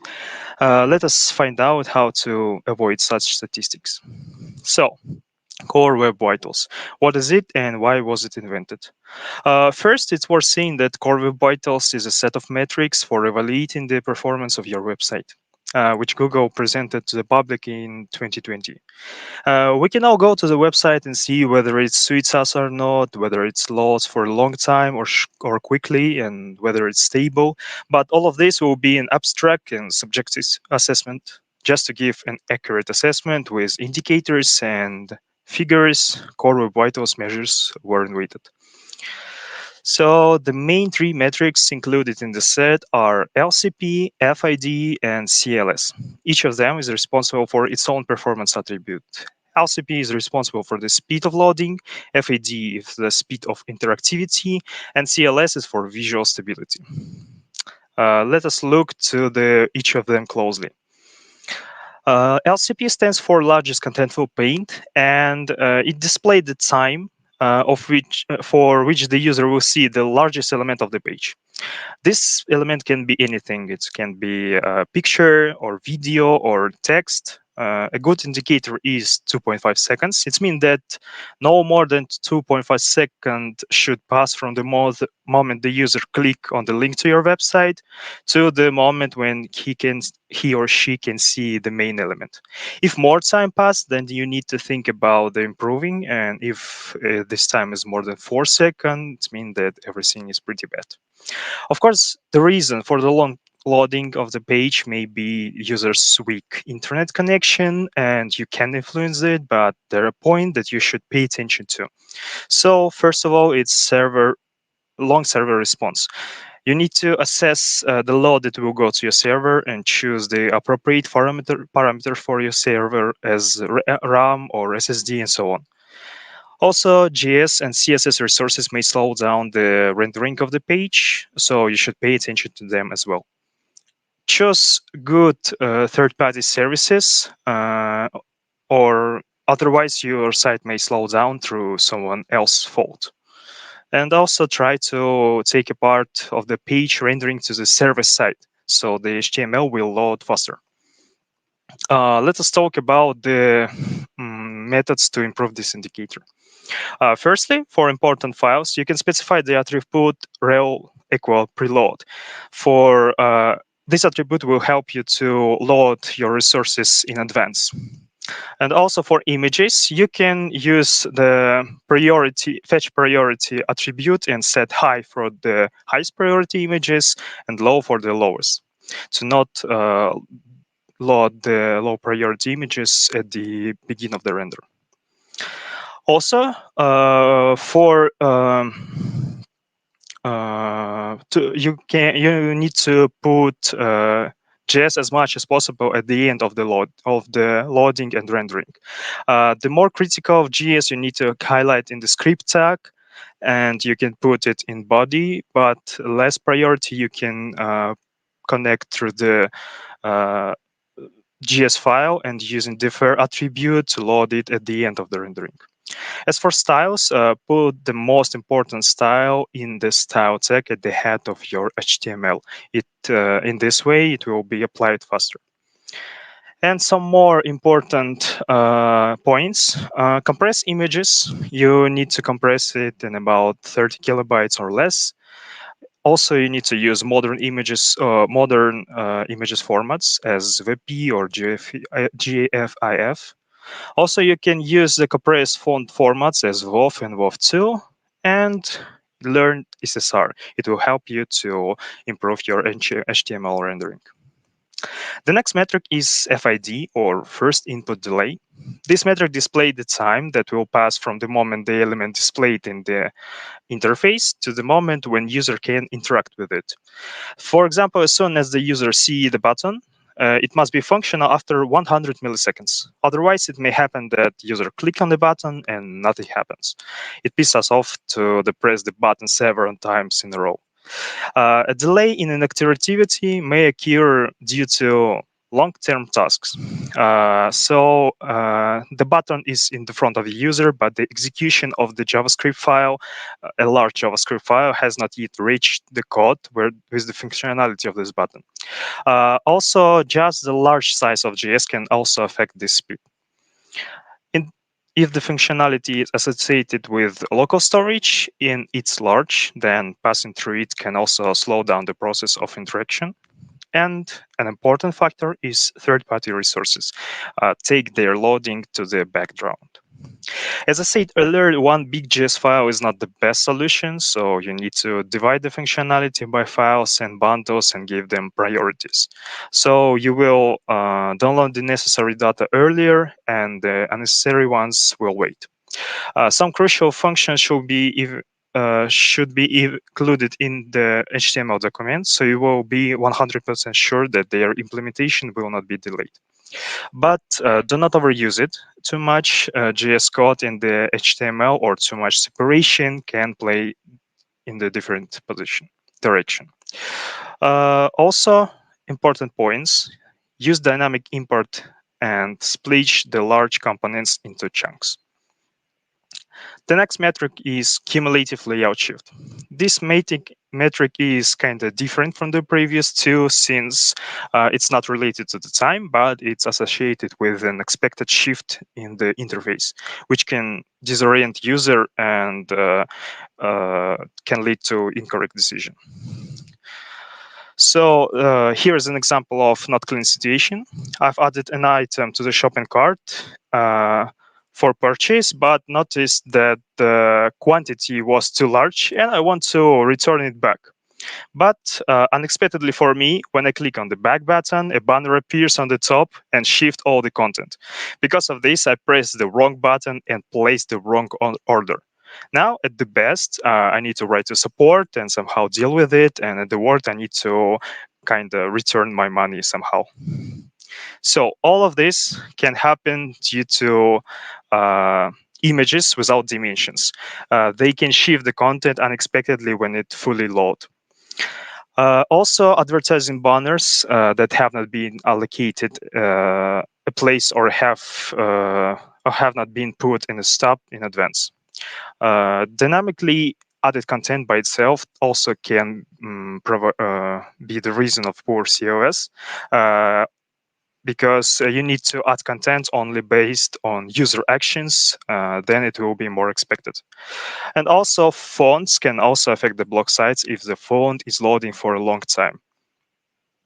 So to avoid such problems, you can set the dimensions for the image even before it loaded. So you can set width and height, and actually you need to set them based on the image itself.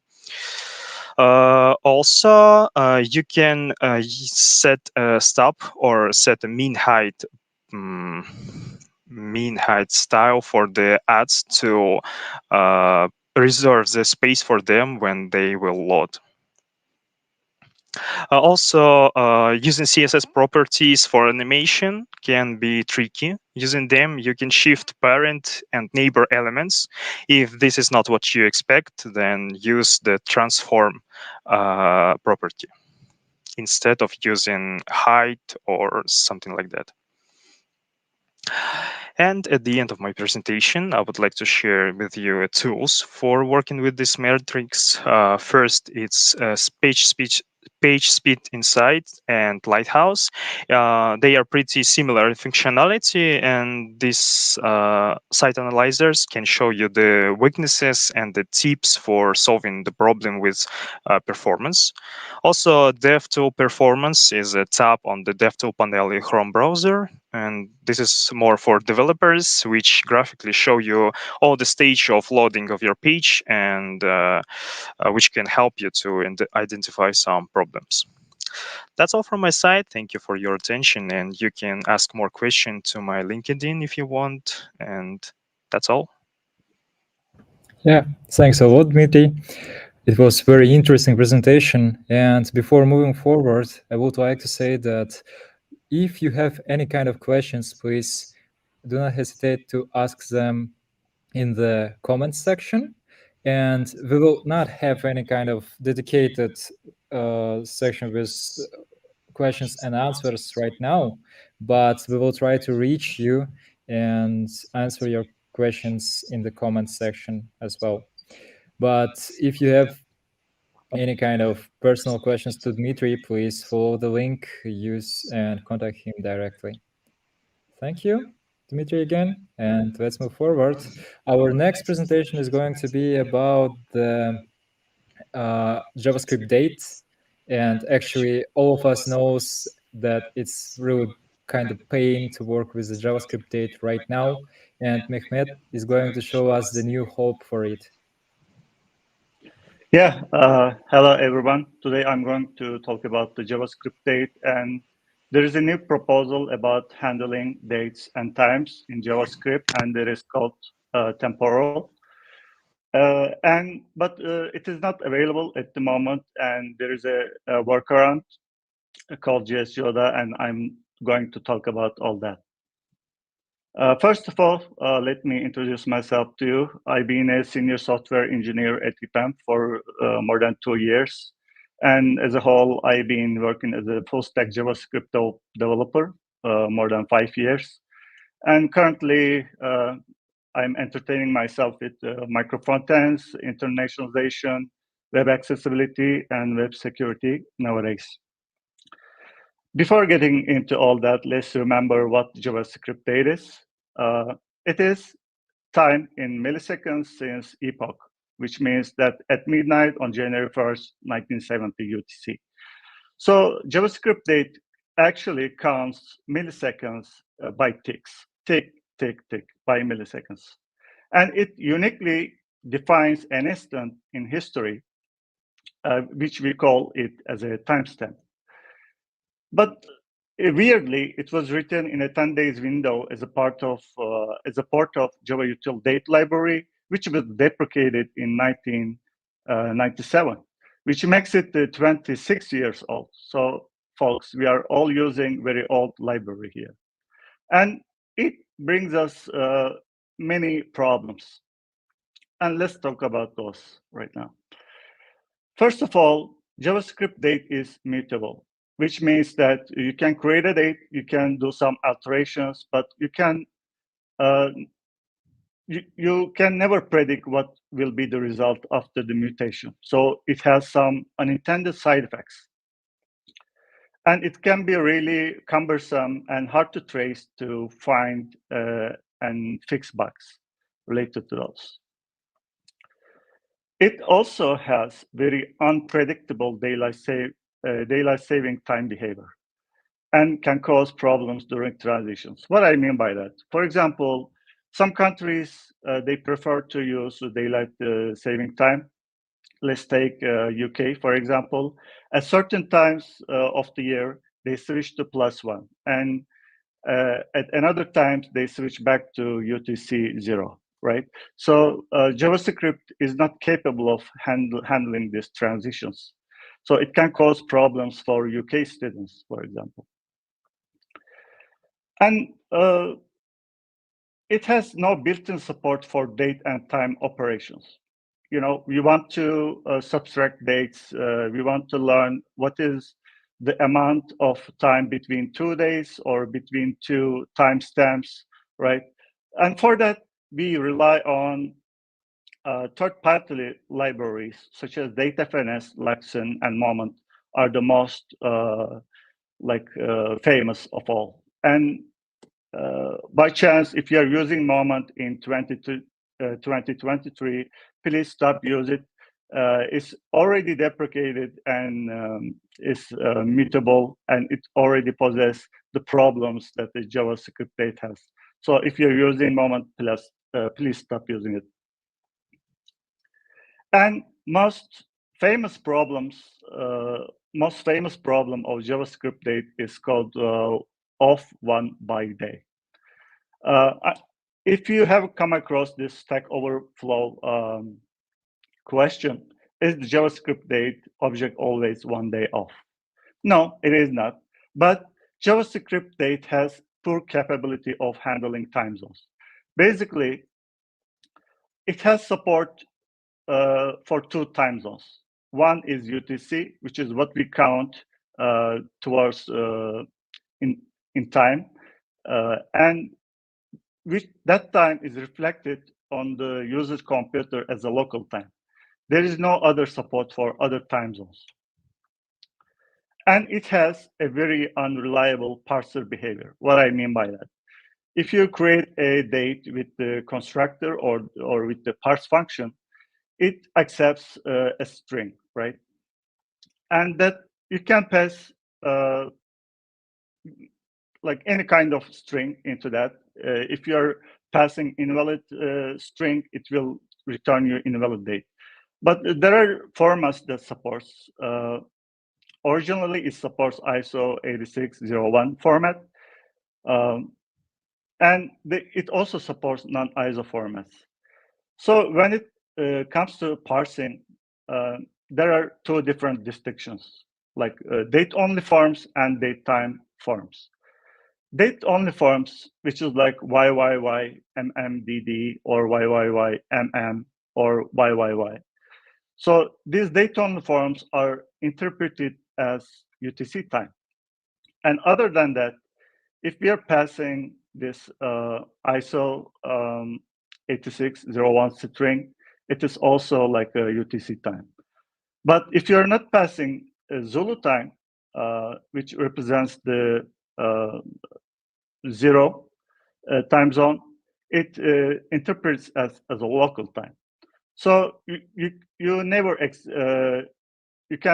you cannot rely on this parser behavior.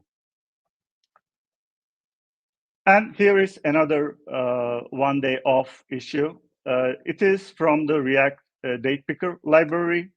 And as you can see, it was open in 1917, and it was not resolved to this day. So what do we want?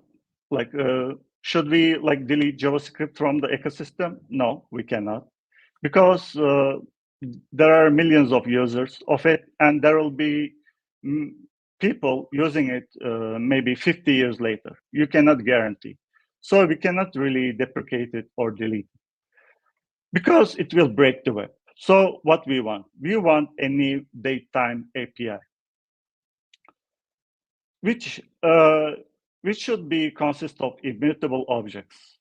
And to eliminate the side effects, it should be predictable, testable, and reliable. It should support time zones and daylight saving transitions, as I mentioned earlier. It should account for leap seconds and years, and that's most related to the how UTC is accounted for, how atomic clock is accounted for. JavaScript doesn't account for leap seconds and leap years at all. And it should work with different calendar systems. JavaScript date only works with the Gregorian calendar, but we also need support for other calendar systems like Hebrew, Islamic, and so on. And most of all, we need a built-in time support for datetime operations. We should be able to calculate the difference between two dates, right? We shouldn't rely on third-party libraries for that. Yeah, the solution is temporal RFC. I will be sharing the link. And as I mentioned, it provides immutable objects, but these immutable objects categorized as two different parts. One is the wall clock times, and the second is exact times. What do I mean by that? Wall clock times, these are the dates and times that we don't need time zone information for. Like when you look at the clock, for example, do you see any time zone? No. That's what we call as wall clock time. If you can notice, they have a prefix of plain, like because they don't have any time zone information. For example, let's take plain date as an example. So what is your birthday? If I ask you, so you will tell me your birthday as a date, right? Like 1980, February 20, for example. So you don't need to present any time zone information over there because irrelevant to the question. But on the other hand, you need to be sometimes specific with the what time it is regarding the time zone. And there are two objects for that, which were provided by the temporal API. And one is instant, which is actually what we know as a JavaScript date. Like as we discussed, JavaScript date is milliseconds in time. And instant in temporal is milliseconds or nanoseconds in time. Let's have a look at this picture to understand better. So we have full representation of any date time in temporal. We have plain month day when we need it. We can use year month. We can use plain date, plain time, plain date time. As you can see, instant has a Z suffix. It is same as JavaScript date, but in addition to instant representation, We can also represent the date time with the time zone and calendar extension. So it will be very useful, this kind of information, to store it in the backend, for example. Let's dive into more details, and let's talk about the instant. So it represents the exact point in time. So it can measure, it can be measured in milliseconds or nanoseconds. And it can be used for high precision timing, like capturing sensor data. For example, you have an IoT device and you want to record some temperature with it, and you really need the exact time for it. So you can create a time, you can create an instant from milliseconds or nanoseconds. As a reminder, JavaScript doesn't have any support for nanoseconds. So it will really increase the granularity of your time measurement. Let's talk about zone date time, and it represents a date time in specific time zone. So it has robust support for time zones, handling daylight savings, and you can convert date and time between time zones easily. As an example, we can give a flight for that. For example, you're going to take off from New York and you're going to land in London. So in order to give this information to the other side, other person, you need to talk in terms of time zone. Hey, I'm going to depart from New York at this time, and I'm going to arrive in London at this time. So if you can say, we are using two different time zones here. Another temporal object is plain date. So it represents the date without time zone information. So where can we use this one? For example, birthdays, anniversaries. Tom was born in 1949. Yeah. So it's really simple. You just need a date without time zone information. And plain time is similar. It's a representation of time of the day without date or time zone. So what can be examples for this? For example, meetings, appointments. You can meet with your doctor at 3 p.m. or you have a meeting with some person, or you can have some subway departure at another time. So you don't really need date or time zone information. Another new object that temporal presents is duration, and it's actually a duration of time, like in period of seconds or minutes. For example, a video duration or time remaining. The video duration is 2 hours, 30 minutes, and 45 seconds. And dinner, until dinner is complete, we have 15 minutes and 30 seconds. So as I mentioned, the temporal is not ready for production yet. Currently is at stage 3, which means that it's a candidate for the ECMAScript specification. The next steps will be the start of migration, and once it's approved, it will be the official part of ECMAScript specification. In order to use temporal in your projects, you can simply install it. As I mentioned, you shouldn't use it in production, but feel free to experiment with it by installing this JS temporal polyfill.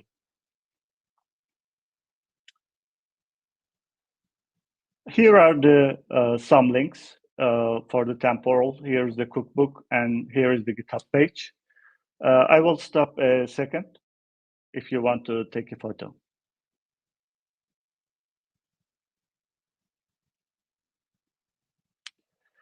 So in the meantime, what we can do, we don't want to use JavaScript date, and what we can do, there is a production-ready alternative to temporal, which provides similar API as temporal.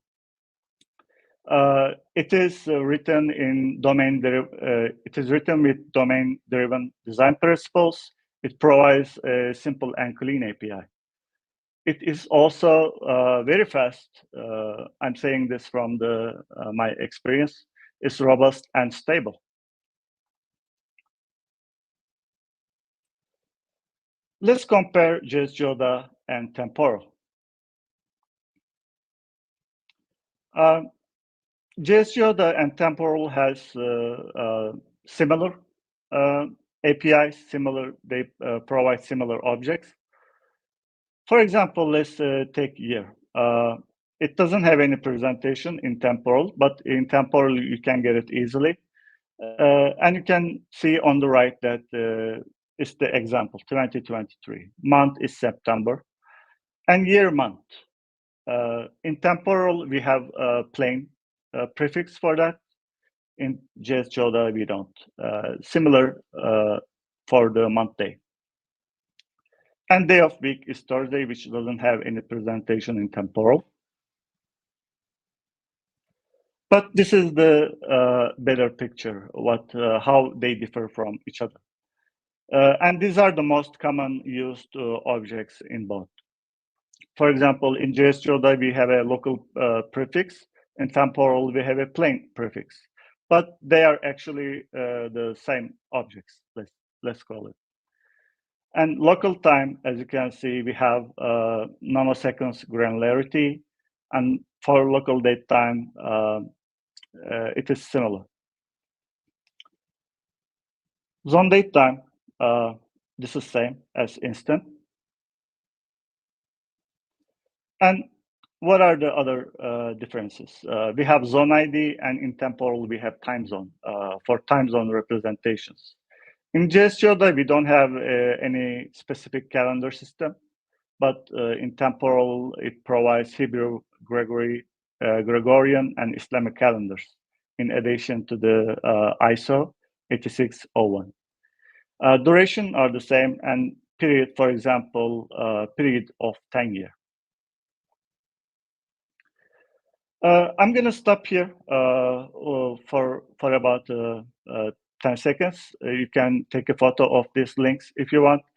And I would like to mention what they will give you. Concept breakdown is a Dev2 article, and it gives you the information of what Temporal is, what are the real use cases in using that. It's a very great article. And another one is fixing an off by 1 day bug. It's a YouTube video. And you can understand in detail how JavaScript date works with the time zones. And it is a bit tense video, maybe funny, but another video is problem with the time and time zones. I would recommend you to read and watch these. So thank you for your attention, and may the Temporal with you, folks. Yeah, thank you a lot, Mehmet. Actually, it seems like we are really looking forward we are really looking forward for the Temporal to be released and when we will be able to use it. Thanks a lot for all the alternatives that we already have right now. Before moving forward, I will just to mention that you are sitting on the JavaScript Blitz. And why do we call it Blitz? Because all the technical talks that we are handling right now are only for 30 minutes. Why do we think that 30 minutes is a great for sharing some information? Because we think that technical talks should be like door opener, and a little hook. So we are just opening the door for a new technology for you and giving you some links. And by these links, you are continuing this journey by yourself. So yeah, I'm happy to invite our last speaker on the stage. It's Ekjan, and he will be opening the door into our future. He will be talking about the GitHub Copilot and the artificial intelligence. Yeah, hello everyone. I'm very glad for the opportunity to speak with you today. So can you see my screen now?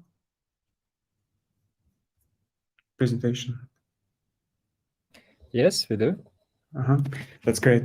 Okay, yeah, today I'm going to talk about improving our efficiency with GitHub Copilot X. My name is Akijan. I am currently a senior software engineer at EPAM. I'm working at EPAM for 1.5 years. And my primary tech stack is JavaScript, frontend, and more specifically React. And also I've graduated from Nazarbayev University this year. So let's get started. As you know, in March 22nd of this year, Microsoft released GitHub Copilot X in preview mode. And one of its greatest features is that it's powered by ChatGPT 4. And just before we dive into the presentation, I want to share some quick steps to play with the future versions of Copilot and experimental versions of maybe other plugins and Visual Studio Code as well. And so to play with Copilot, you need to request pre-release version on GitHub promotional website. After that, you need to install VS Code Insiders, which is on the right side. It has green color. So it's basically the same VS Code, but with all new experimental features. And yeah, you just install plugin for Copilot, activate pre-release version, and you need to finally wait for GitHub's approval. And short disclaimer, unfortunately, I was not able to play with Copilot in VS Code, but I've prepared good examples so you would have a good understanding of that. And these examples are on Python, yeah, also unfortunately, but I think you catch up the main idea of Copilot. So now let's get started with Copilot features. First feature is integrated chat window. It can do a bunch of stuff for you. For instance, explain code segments, write or refactor unit tests, find bugs, and in much greater level than the previous Copilot version. So let us quickly evaluate the next example. So imagine you have this snippet of code, and we have two regular expressions, some function, which basically uses it. And imagine that someone else written this code, and now you need to understand the sense of this code. So in order to ask Copilot to explain it for you, you need just to highlight these lines that you're interested in.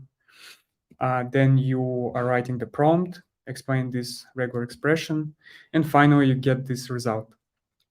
And as you can see, this regular expression is written in Python. It's used to match email addresses, and Copilot would provide much more specific details in the next lines, evaluating like pieces by pieces. And another great feature is writing unit tests. So similarly, we have the following function. So basically in this function, we have a string of records that are separated by the lines. And we are having the string as an input parameter in our function. And we have an array of objects, which we'll call expenses. So we're just iterating it, splitting all these three values like date, value, and currency separately and put inside our array. And now imagine that you want to write unit tests for these functions. As well, you're just writing the request for the chat. So write a set of unit test functions for selected code, and you'll get such result. So it handles three different cases in which we have valid input, in which we have empty input, and finally input with comments, so that it would disregard the comments. Yeah, so as you can see, everything looks like here as a whole. So it, I think, would be really comfortable and convenient for developers to work with Copilot X. And let's quickly discover some differences between ChatGPT window and Copilot. First of all, it's integrated into VS Code. You would no longer need to switch between your browser and your code editor. Secondly, Copilot X is heavily trained on GitHub repositories, different libraries. Thirdly, it has a great context awareness of your whole code base. It indexes and analyzes like whole your code base and generates suggestions in much more consistent way and in much more insightful way than ChatGPT. So the second feature of Copilot X is tailored docs or personalized docs. So basically, when we are writing the code, sometimes we want to dive into the official documentations to get kind of full information about the things that you want to know more. Like for instance, in this example, we want to vertically center a div.